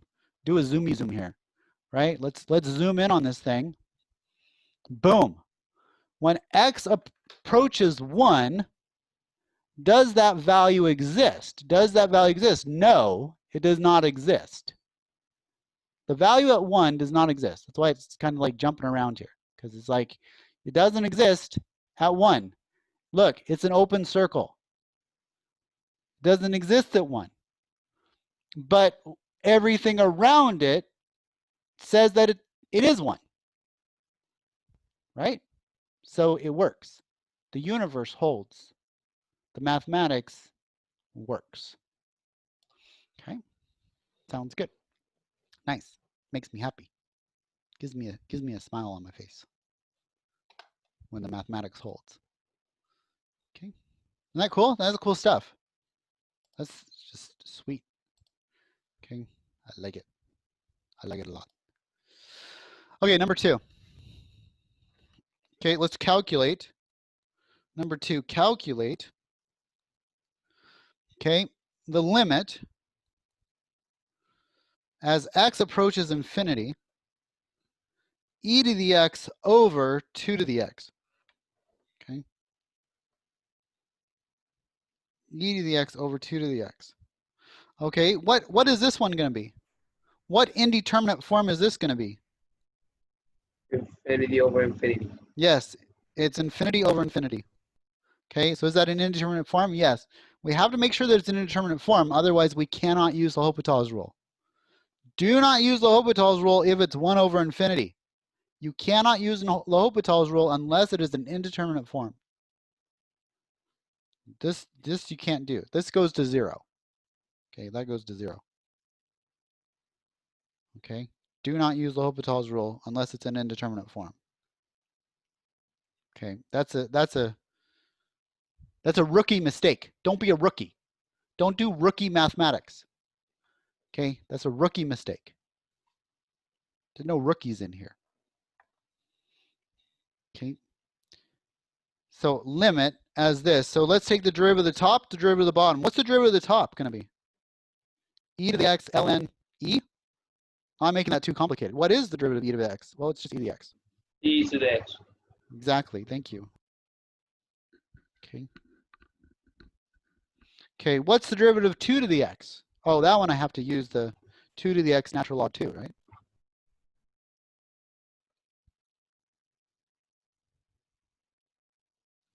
Okay.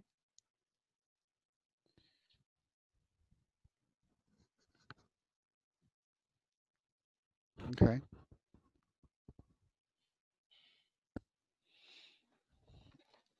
Okay, so, oh, you know what? I did this wrong. This is going to keep going on forever. I read my notes wrong. I'm sorry. This is 2x, not 2 to the x. That makes more sense. I was like, this is just going to keep going on forever. Okay, so that one, not good. Okay, it's 2x. 2x. So what's the derivative of 2x? It's just 2. So now what's going to happen here? Right? The limit as x approaches infinity of e to the x over 2 is what? Is infinity, right? Isn't that just going to go to infinity? Does that make sense? Now, I forgot to do this. I'm sorry. I forgot to do something in the previous example. Okay, and Mr. L'Hopital was going to shoot me, okay, for forgetting this. Whenever I do a L'Hopital's rule, I have to give homage to Mr. L'Hopital. Okay, we have to give homage. We have to give credit where credit is due. And in order to give homage to Mr. L'Hopital, we have to put an H here because these two are not algebraically equal. They are L'Hopital equal. There's no algebraic equality there. There's L'Hopital equality there. And so I have to put a little H above the equal sign. A little H above the equal sign. Okay, it's L'Hopital equal, not algebraically equal, if that makes sense. Okay, so we have to pay homage where homage is due. This is equal for Mr. L'Hopital. Okay, yes, absolutely, Sierra. Okay, so because again, it's not equal. It's not equal. We took a function called the L'Hopital function that made the derivative of the top equal to the derivative. We said that these are equal. The limits are equal based on L'Hopital. It's not the same as doing this. It's not the same as saying that the limit as x goes to infinity of e to the x over 2x is equal to the limit as x goes to infinity of e to the x times 1 over 2x. Do you see how those are equal? But the top ones are not equal?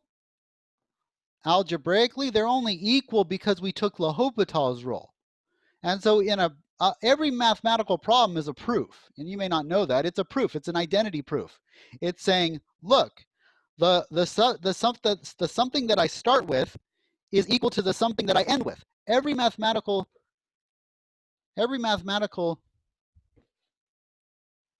problem is a proof. It's just a very simple one. And so whatever is equal to the right side is equal to the left side. And what are we doing in our problem? We're connecting by a bridge. We're saying we're over here and we're going to build a bridge, right? We're going to build a bridge. I don't know what your bridge looks like. Maybe it's made out of trusses. I don't know. Who knows? Okay, but you're going to build a bridge from where you are to where you want to be. And maybe that's just one value. Maybe it's 2. 2 is the answer to my problem.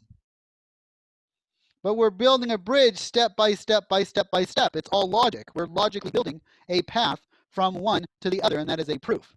We're proving that when I take 3x plus 5x is equal to, I don't know, is equal to 8, we are proving that under these conditions, x is equal to 1. Right? We're proving that through a series of steps. If you want to put a little square after every math problem, you can. Doesn't bother me at all, because that's exactly what you've just done. You've proven this. This is the same as 1 for forever until the end of time. And so in a proof, we have equality, and then we have L'Hopital's equality. And don't forget L'Hopital's equality, okay? Like I did. Don't be like me. Okay? Be a better me than me. Okay?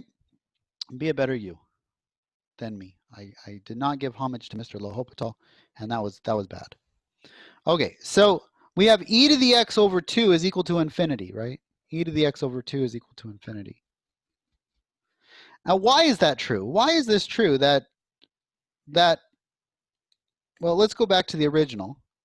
Okay, we'll say thus what? Thus the limit as x approaches infinity of e to the x over 2 times x, okay, 2 times x is equal to infinity. Now, why is that? Anybody have an idea of why that is?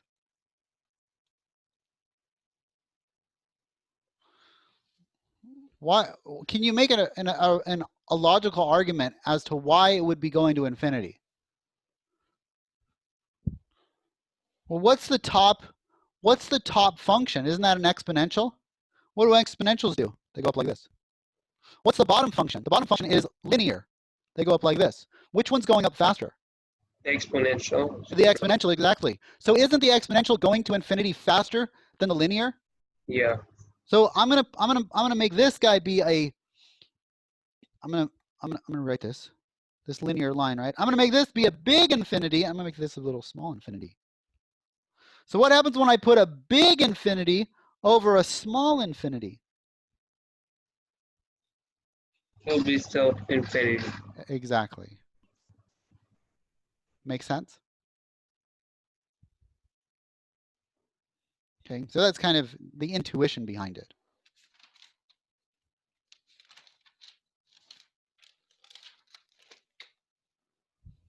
Okay. Okay, I need to, I'm getting hot here. I need to close my blinds. The sun always comes in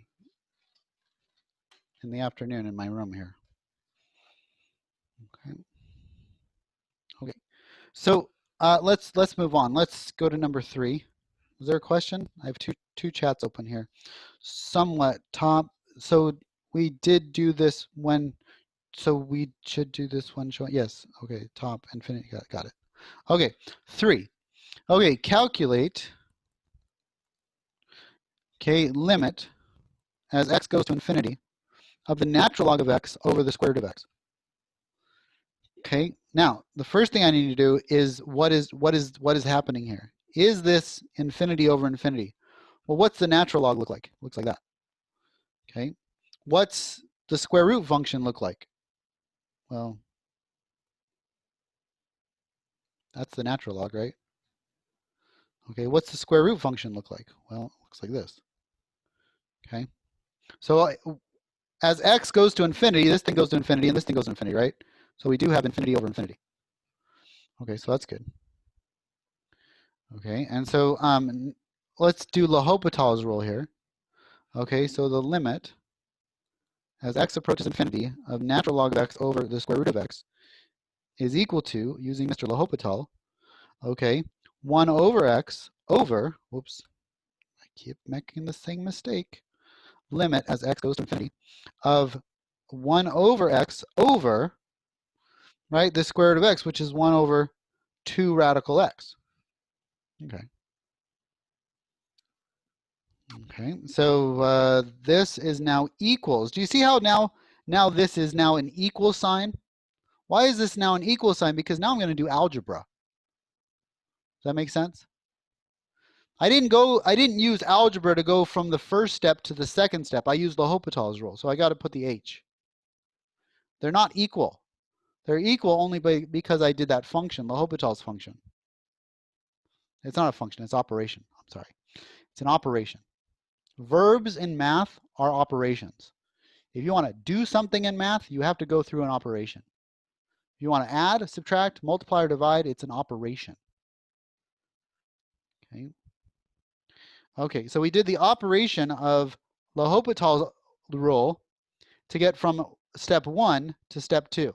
Now we're going to simplify this. Okay, limit as x goes to infinity of 2 radical x over x, which is equal to the limit as x goes to infinity of 2 over radical x, which is equal to 0, because that's just going to go to 0. It's 2 over infinity, which is equal to 0. Okay, let's do number 4 here.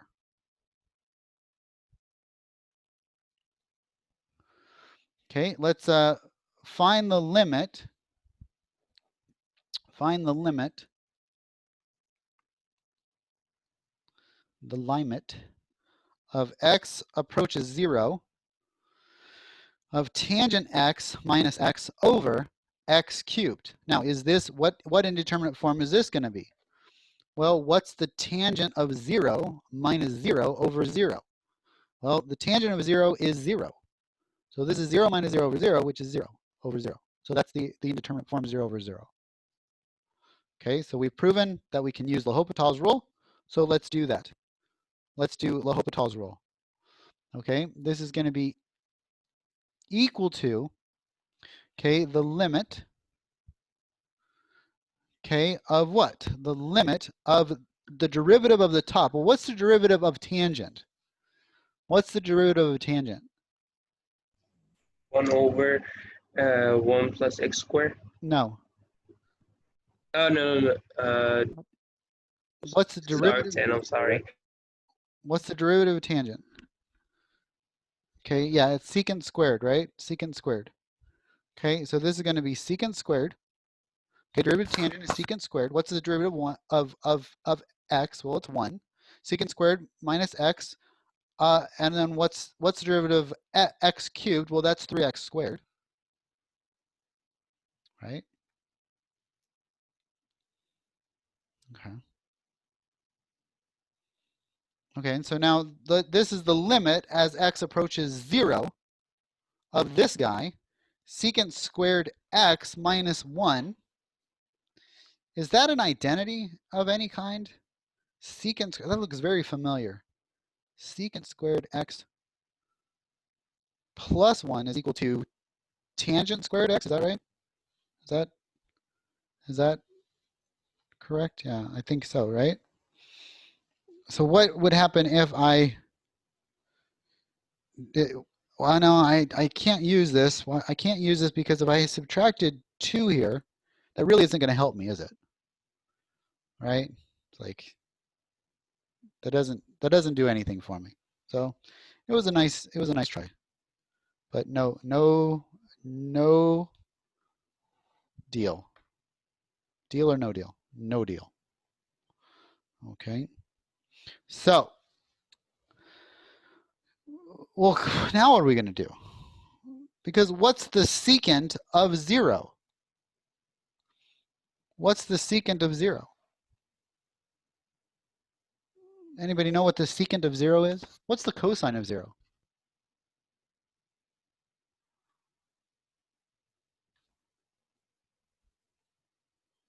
One. There you go. Good. Thank you, Martin. Okay, the cosine is 1, so isn't the secant 1? Does that make sense? Like if the cosine is of 0 is 1, then isn't the secant of 0 1 as well? Because it's just 1 over cosine. It's 1 over 1, which is 1. So isn't this 1 minus 1? Isn't this 1 minus 1 over 0, which is 0 over 0? By Jove, what could we do again? We could do L'Hopital's rule again, right? And that's exactly what we're going to do. We're going to do L'Hopital's rule one more time.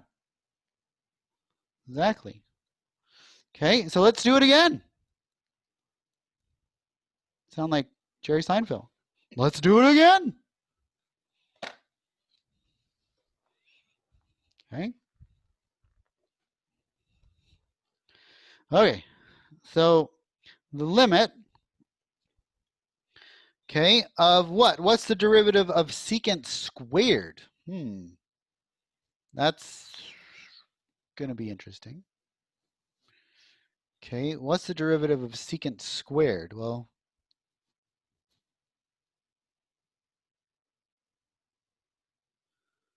okay, secant squared.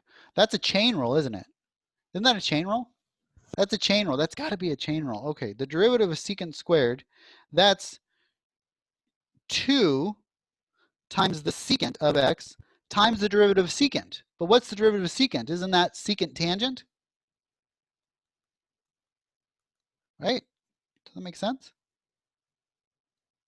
So that's the chain rule. What's the derivative of a constant? 0. I'm not even going to put that in. You don't even get to be put in, bro. Okay?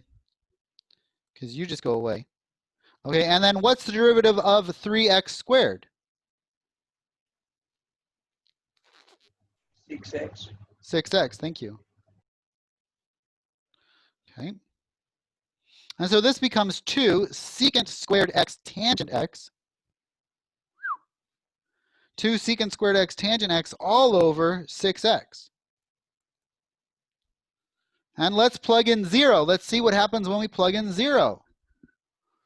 Well, it kind of sucks because this is going to be 0 and this is going to be 0, and so it goes to 0 over 0 again. You're like, bro, you're killing me.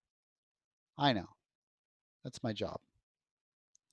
Okay, I get paid to inflict pain on other people. Okay, so yeah, so this is the limit, right? Okay, it's an equal sign, not an h. The limit as x approaches 0 of this thing. So what are we going to do? We're going to do L'Hopital 3 times. Okay, it's a three-peat. Okay, it's the hat trick. It's the L'Hopital hat trick. Okay, we're going to do what? 3 times. 3 times a charm. Okay, people like 3 for some reason. All these adages about 3, right? Okay.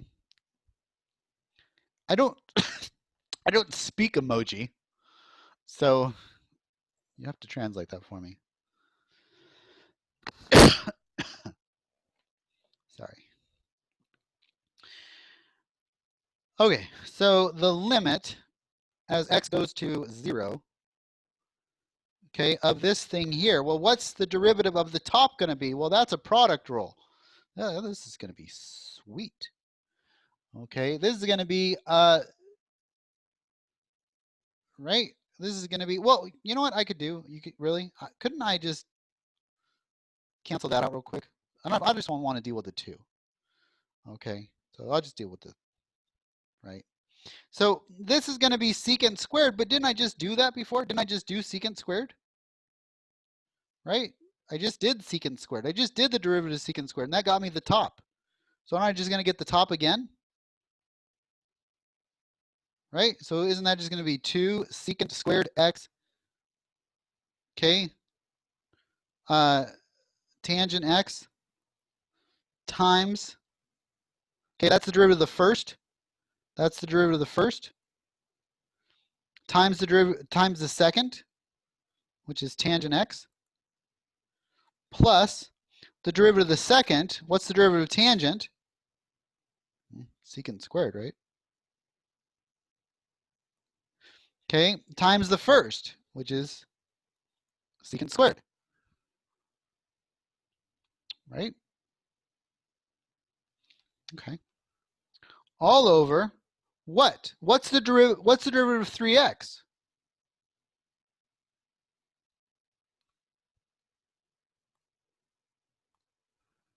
Yeah, so you guys like the easy ones, don't you?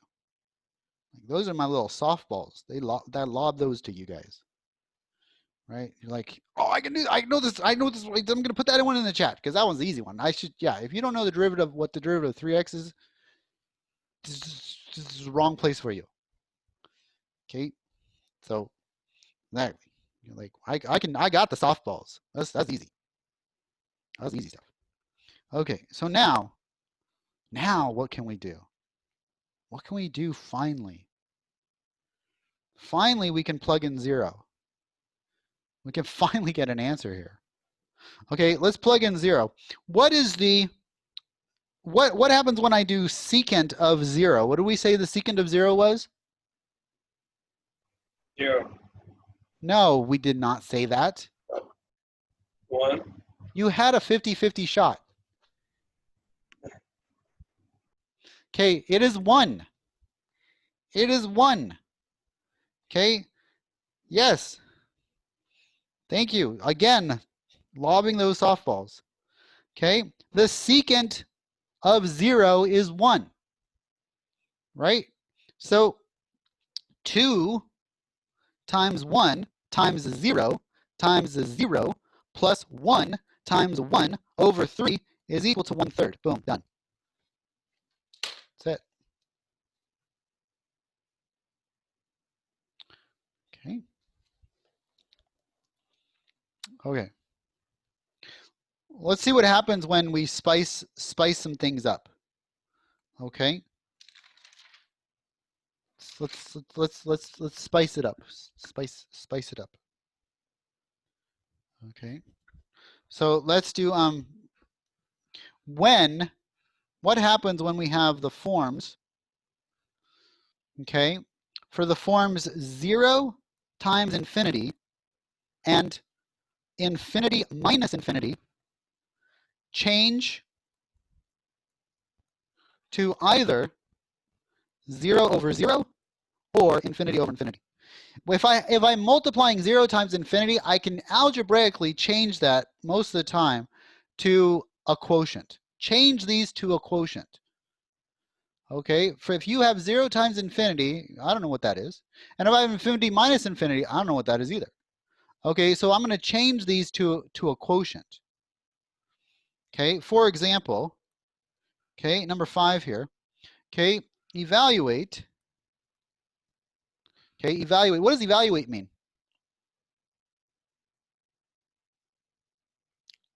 It just means find the value of, right? The mathematics, we're not real original people. Okay, people in math, we call a spade, right?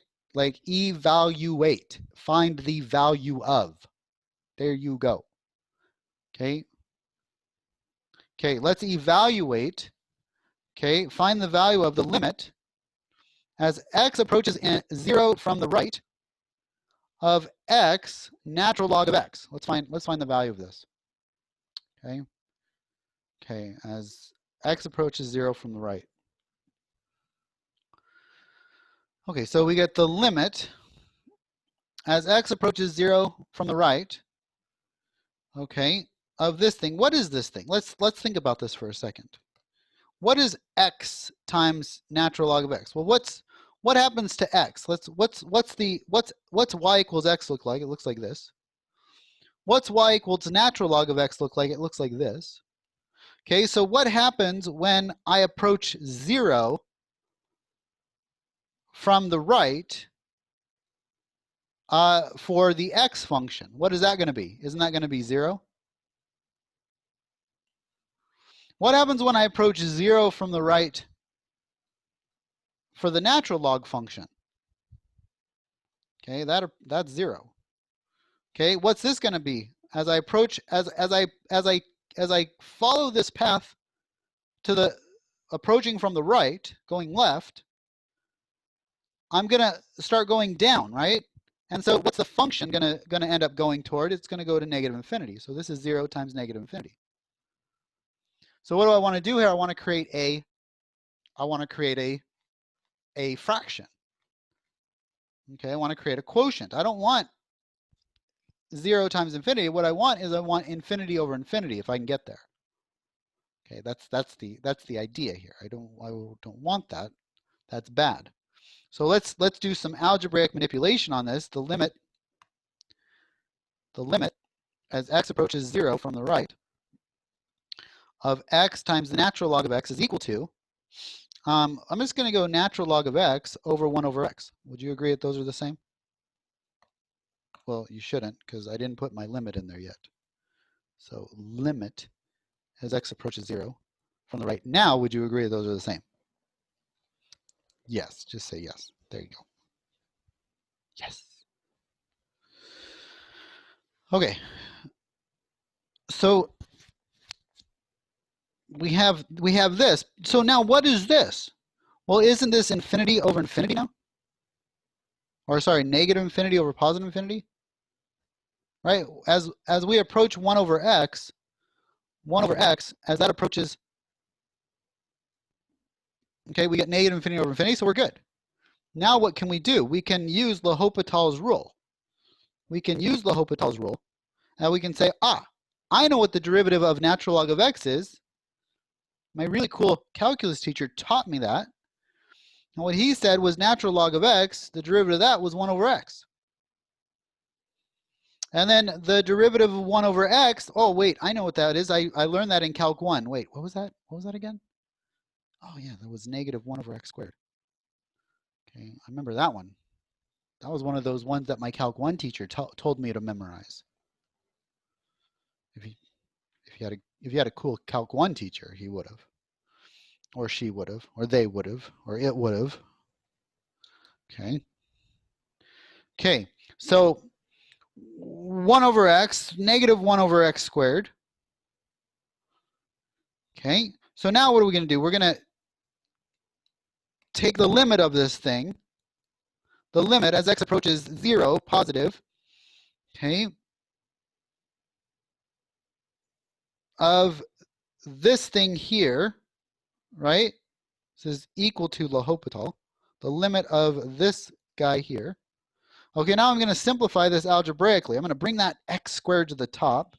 So this becomes negative x. Oh, that's kind of interesting. This becomes the limit as x approaches 0 from the right of negative x. Okay, well, which is equal to 0. Boom, done. That was 0. Okay, number 6. Number 6. Okay, calculate the limit as x approaches infinity of e to the x minus x. Okay.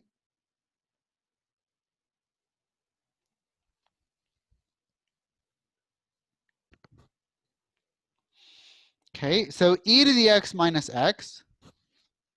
So what is this going to be? Well, isn't this going to be infinity minus infinity? Yeah. So I'm going to do some algebraic manipulation on this one. Okay, in order to, I'm going to factor out an e to the x. Let's factor out an e to the x. E to the x times 1 minus x over e to the x. Right, so I'm going to factor that guy out. Okay, limit as x approaches infinity. Okay, it's still an equal sign. We haven't done L'Hopital's rule yet. Okay, let's do some more algebraic manipulation here. Right? So, because here we have infinity times infinity over infinity. That's kind of hard to deal with. Okay, and so what am I going to do here? Okay, I am going to, what did I do here? That's a good question. Okay, my next line is limit as x approaches infinity of x over e to the x. Now let's figure out why that's true. Okay, why is that true? What did I do there?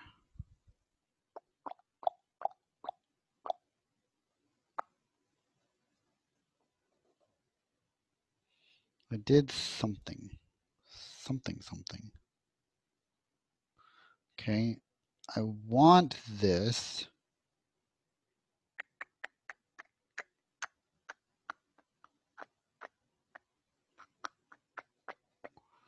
How did I go from there to there? Things that make you go, Okay, there, let me look. Let me go to the Bible. And let's see. How did he do this? There's some sort of algebraic manipulation there that I'm missing. I'm not saying off the top of my head. But I know that it works because I remember it working when I went over this. I just I'm not seeing it off the top of my head. Okay. This is 6.8, right? Yeah, 6.8. Doodle-doodle-doo, doodle-doo, doodle-doo, doodle-doo. Don't do that one. Da-da-da, da-da, da-da, da-da. We did it. Okay, we did the x, e, limit, x. Well, we did that one already. Okay, this one. Here we go. Okay, this one. What are we doing with this guy here? Okay. Oh, no, this was e to the negative x. That was, no, that's no, it's e to the x. No, why is that? Why is it e to the x? Okay, let me think about this for a second. What do we want? We want, so as x approaches, okay, yes. As x approaches infinity, right? As x approaches infinity, e to the x, okay.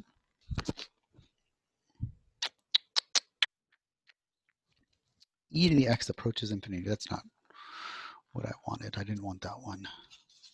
I wanted the other one. Where's the other one here?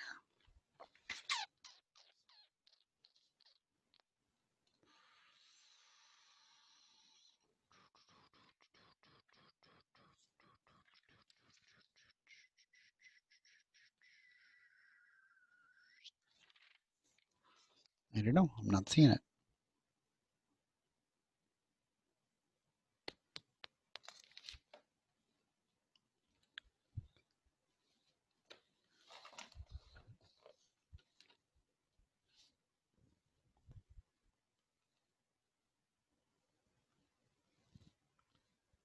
X over e to the x. Nope, I'm not seeing it. Oh well. Let's move on. Unless you can tell me where I am. Okay, I'll go back. But we're in this together. Exactly. Okay, forget it. Okay, I don't know. I need to write one more step there in my notes, but I didn't. At the time, I knew exactly what I was doing, but obviously I don't at this point. Okay, so I don't know. That's gonna bug me though. Okay, it has to do with something with the way the functions are operating here. This is going like this, x over e to the x. This is going to go to 0. Okay. So, because x is going to infinity a lot slower than e to the x is. And so we would get e to the x. Okay. And so we would just get infinity at this point. And I could really do this. I could really do this even without L'Hopital's rule in a way, just kind of logically moving it forward. It's the equals. But thinking, okay, so I got it. I got it. Okay, here we go. I knew I got it. Okay, there's a pause in my notes. This is it, okay? This is it. And I don't know why I didn't see this before. There's a pause. There's a parenthetical thought here, and I'm just going to put this guy in parentheses. I'm going to put him in parentheses. I'm going to write in my notes, this is a parenthetical thought. Parenthetical thought. Okay, now we can do the problem. Let's go back to the problem. Okay, here we go. Parenthetical thought. I'm like, why the hell did I write this? This is not equals. That's why there's no equal sign in my notes. Because it is not equal. Okay, there's no equal sign there. Because it is not equal. This is a parenthetical thought. This is an aside. Okay, this is an aside. It's saying, look, how does this behave, right? How does that behave? That's my parenthetical thought. My parenthetical thought is to say, hey, look, let's just focus solely on this guy, and let's take the limit. I'm going to change colors for my parenthetical thought. Okay, I'm going to say that the limit as x approaches infinity of just that piece, this piece, e to the x, what is this going to be? Well, that guy is now going to be infinity over infinity, right? Yeah. And so now what can I use? What can I do? Right? What can I do to get this thing? Okay, well, I can use L'Hopital's rule, right? If I really needed to, I could use L'Hopital's rule. And so I could say that by L'Hopital's rule for just that piece, okay,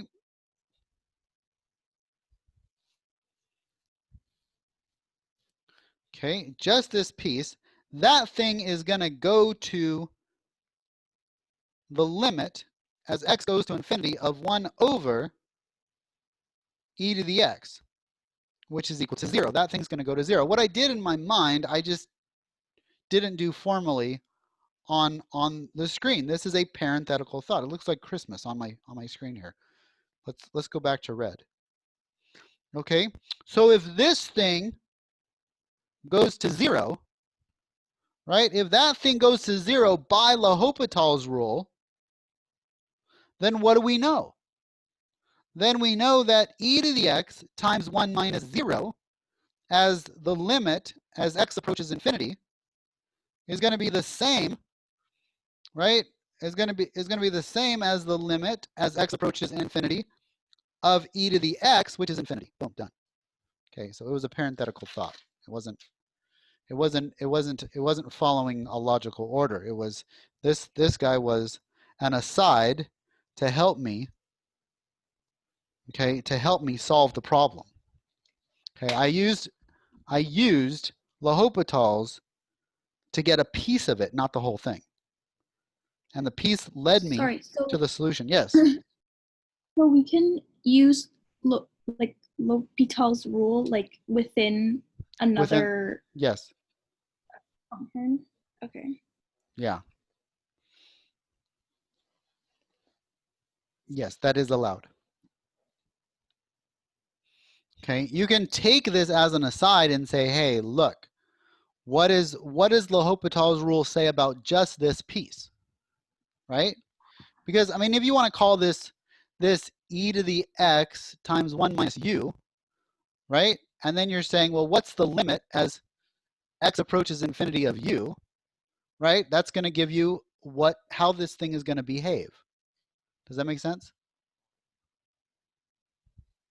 And so we know that that thing goes to 0. How do we know that the thing goes to 0? And we could prove it just by L'Hopital's rule. That thing goes to 0, which means this thing goes to 1, which means this thing goes to infinity. Does that make sense? I'm just isolating one piece of it, and the one piece of it that I can isolate, I can utilize L'Hopital's rule on.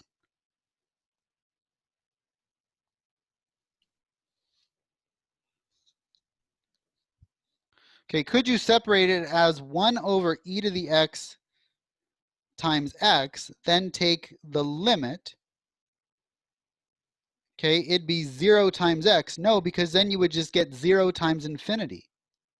You'd be back at square one.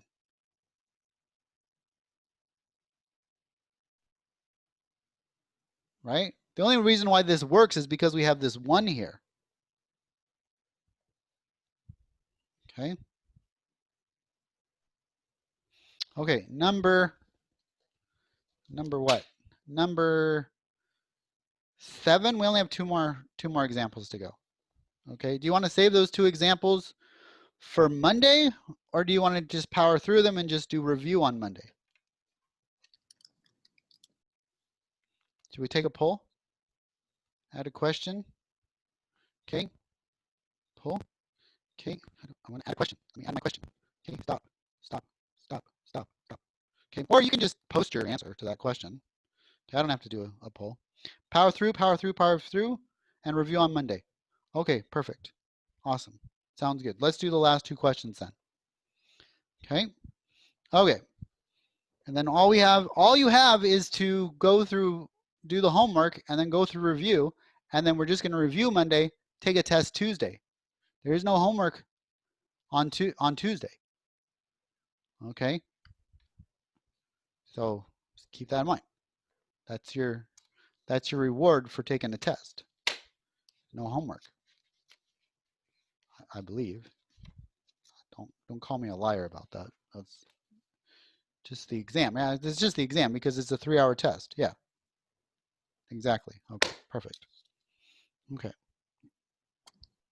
Yeah, let's just power through. Okay, number 7. Okay, number 7. What happens when I get a power to a power? Power or a power, something weird. If I have, say, 0 to the 0th power, or infinity to the 0th power, or 1 to the infinity power, okay, which you would just think is 1, but you'd be wrong. Okay, use exponentials.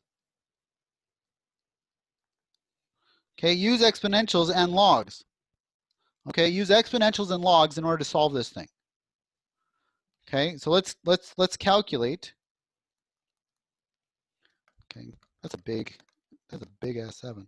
Okay, so let's 7. Okay, 7. Let's calculate the limit. Okay, of x goes to 0 from the right of 1 plus sine 4x to the cotangent x power. You're like, dude, that is like trig on steroids right there. Okay, like, what are you doing to us? It's good. It's good for you. Okay, it's like eating your broccoli. Okay, it's good. This is good stuff for your brain. Okay, it's gonna make you live a lot longer than other people. Okay, it's just it will stave off Alzheimer's. You work that brain. Work it. Work it. Work it. Work it. Okay, calculate the limit as x approaches 0 of 1 plus sine of 4x cotangent of x. Okay, so what do we have here? What type of form do we have? If I plug in 0, I get 1 raised to the infinity power, right? Cotangent goes, what does cotangent look like? Cotangent looks like this thing, right? Like that. What happens as I approach 0 from the right, doesn't it just go off to infinity? Right? So this is 1 to the infinity power. That's one of those things. And this is not 1. Okay? The limit is not 1. Doesn't work that way. So what are we going to do? Well, we're going to do some logarithmic differentiation here. Okay? So we're going to say, I'm going to say that y is equal to, okay, 1 plus sine 4x to the cotangent x. And what I'm going to do is I'm going to take the natural log of both sides. Natural log of y is equal to the natural log of 1 plus sine 4x cotangent x. And I'm going to put that in front. And I'm going to say that the natural log of y is equal to the cotangent of x times the natural log of 1 plus sine of 4x. What I just did was I created something that was an exponential and turned it into something that was linear. Okay. Now, I'm going to take the limit as x approaches 0 from the right of the natural log of y, okay, is equal to the limit as x approaches 0 from the right of the natural log, okay, of 1 plus sine of 4x all over the tangent of x. Okay, why can I do that? Because isn't cotangent 1 over tangent? What I just did was I took something that was now linear, okay, has linear growth, to something that's now a rational function. And why is this important? Because what's the natural log of 1? 0. What's the tangent of 0? 0. What did I just get? I just got an indeterminate form, and now I can use Mr. L'Hopital. And I could say, let's use L'Hopital's here. And so let's take the derivative of the top. The derivative of the top is going to be 1 over sine, 1 over 1 plus sine of 4x times the derivative of 1 plus sine 4x, which is cosine 4x, times the derivative of 4x, which is 4, right? All over the derivative of tangent of x. Well, what's the derivative of tangent of x? Well, that's just secant squared x, right? So secant squared x. Okay, is that a question or no? Okay, and so what is this going to become? Okay, when I take my limit, and I got to put the limit in here, h, the limit as x approaches 0. Okay, what is this going to become now? Well, what's sine of 0? Isn't that just 0? What's the cosine of 0? 1 times 4, right? Thank you for your participation. I appreciate that. Okay, 1, right? The cosine of 0 is 1. What's the secant of 0? 1. So when all said and done, hey, that rhymes. I'm a poet, didn't know it. Okay, my feet show it because they're Longfellows. Okay. So with 1 times all these are going to 1s, and then I have a 4 left over, so this is equal to 4. Now, I'm not done. Why am I not done? Because this is the limit as x approaches 0 from the right of the natural log of y. So what would be the limit as x approaches 0 from the right of y? Well, how could I translate this from the natural log of y back into y? Well, couldn't I just kind of do one of these dealios right there? And so what was y? Well, y was my original function, wasn't it? And so the limit is now e to the 4th power. Okay, number 8. Let's end on a good note. Okay, let's end this session on a good note. Let's do number 8 here. Okay, let's find the limit as x approaches 0 from the x to the x power. You're like, what the heck is this thing?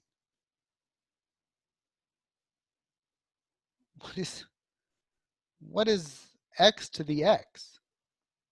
I don't even know what that is. That's like x inception. Okay. I want to look at this thing for a second. That's intriguing. What is x to the x? I am intrigued personally. I don't remember what this looks like. I don't have these memorized. Okay, but I am personally intrigued as to see how does x to the x behave? How does that behave? Behave. What does x to the x look like? Let's go here and we're just going to go x raised to the x power. Boom. That's kind of cool. This kind of looks like a J for Jason. I'm just kidding. That's very self-absorbed of me to say. It's a J for anybody's name that starts with J. Okay, so it looks like a J, a little hook, right? And where are we going? We're going to 0, right? We're going to 0. What does it look like the value is at 0? What does it look like the value is at 0? Well, the value is 1, isn't it? Thank you, Susan. Okay. Okay, yeah, the value is 1. So as this thing goes to 0, oops. Okay, as this thing goes to 0 from the right, it's approaching 1, isn't it? It's approaching 1. So there you go. There's your limit, right? Okay, well, let's prove this. Let's prove this. Let's not just let a computer tell us what the answer is. Okay, let's prove this. Okay, let's make sure that we know what we're doing mathematically here. This is equal to 1. Why? Why is it equal to 1? Okay, well, let's do the same thing we did before. We've got a power to a power, right? And so this is going to be 0 to the 0th power, right? 0 to the 0th power, which I don't know what the heck that is. In this case, it's 1. Okay. That kind of makes sense in a way, but it not always is the case that it's 1. It's not always the case. Okay, let's do logarithmic. Let's do some logarithmic expansion here. So we're going to say that this limit, let's go y equals x to the x. Okay, and then we're going to go natural log y is equal to x natural log x. Okay, and then we're going to say that the limit as x goes to 0 from the right of the natural log of y is equal to, okay, the limit as x goes from the right of the x natural log of x. Okay. But what is this thing equal to? What's that thing equal to? Anybody know? Anybody know what that is equal to? Would it be 0? Would it be 0? It would be 0. Why? How did you know that it was 0?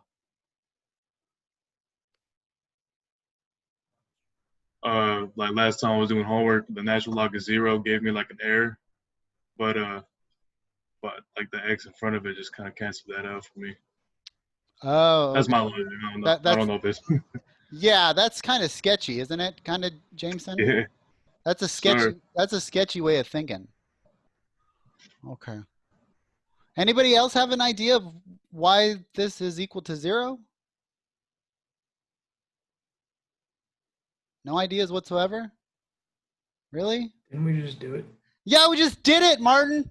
We just did it in what? In problem 5.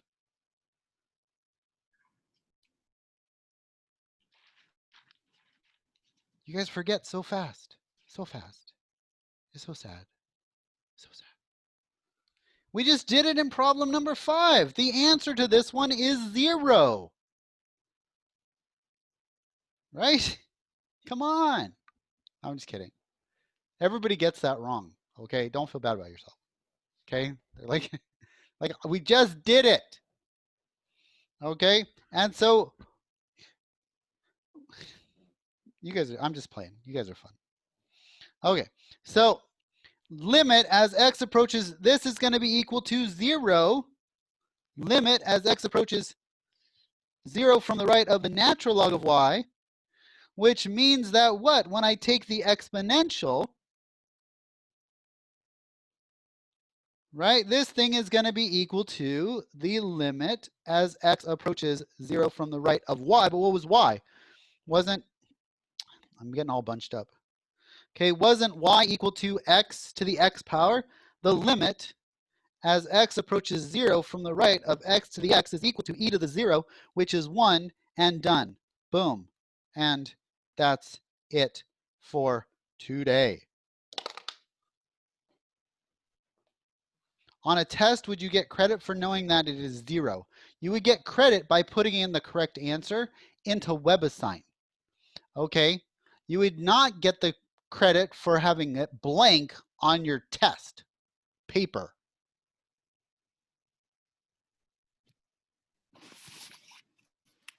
Does that make sense?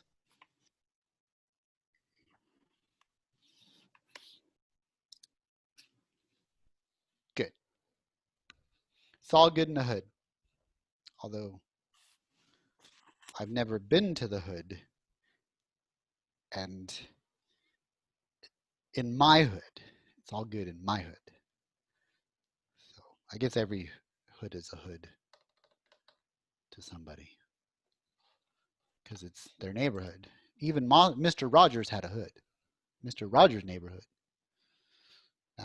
That guy was cool. I want to be in Mr. Rogers' neighborhood. Okay. Anyway, I digress. As always, I'm gonna stop my sharing at this point. I'm gonna call it a weekend. Woohoo! And stay safe. Stay away from any viruses that are out there. And I'll see you guys back here on Monday for a review.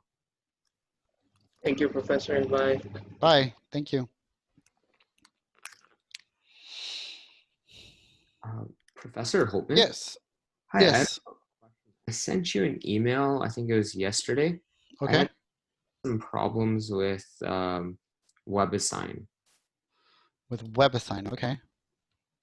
Yeah, so basically what the email said was for 6.1, I did these problems in on my phone, but essentially what happened was the 6.1 worked really well, like I went through it. Okay. But when I started 6.2, I submitted it, Right. and like how you're able to go back and see what you got wrong, and, Right. like there's nothing there. Like Did it give you a grade? a grade. It had a blank out of 11. Okay, let me check it right now. And what's your I'm last name, Ravi, again? Trivedi, Trivedi. Okay. Okay, sounds good. Okay, so let me go to WebAssign and let me look at your grade. The only thing I can do is give you credit for the assignment. I can't go back and mark everything right or wrong for you. Mm-hmm. You know what I'm saying? Yeah. So, but yeah, I mean, if you lost internet connection or something while you were submitting it, that's beyond your control. So this was for 6.2, did you say? Yeah. Okay. Here we got. 6.3 and 6.4 worked though. Okay, it was good. Just 6.2. Okay, so we've got Ravi here, Ravi Trivedi. Okay, and it says that yeah, 6.2 has no score. That doesn't mean it's not done. See, no score means not is a different. There's a different designation for not done, not even tried. So it says no score. So I'm gonna go in here and I'm gonna override the raw score, and I'm just gonna unfortunately have to give you full credit for that. So I can retake it if needed. no, that's not necessary. You know, it's fine. Okay. Okay. I genuinely appreciate it. Yeah, no, Thank you so it much. shows me that you attempted it. So it shows me that it was not scored. It doesn't say not done. So I know that you attempted it already. So you're good. Okay? Okay. Thank you so much. Okay, you're welcome. All right. Have a good day. Yeah. Okay. Bye. No. Only 6.6 is due Monday, Joseph. 6.8 is still due on the exam day.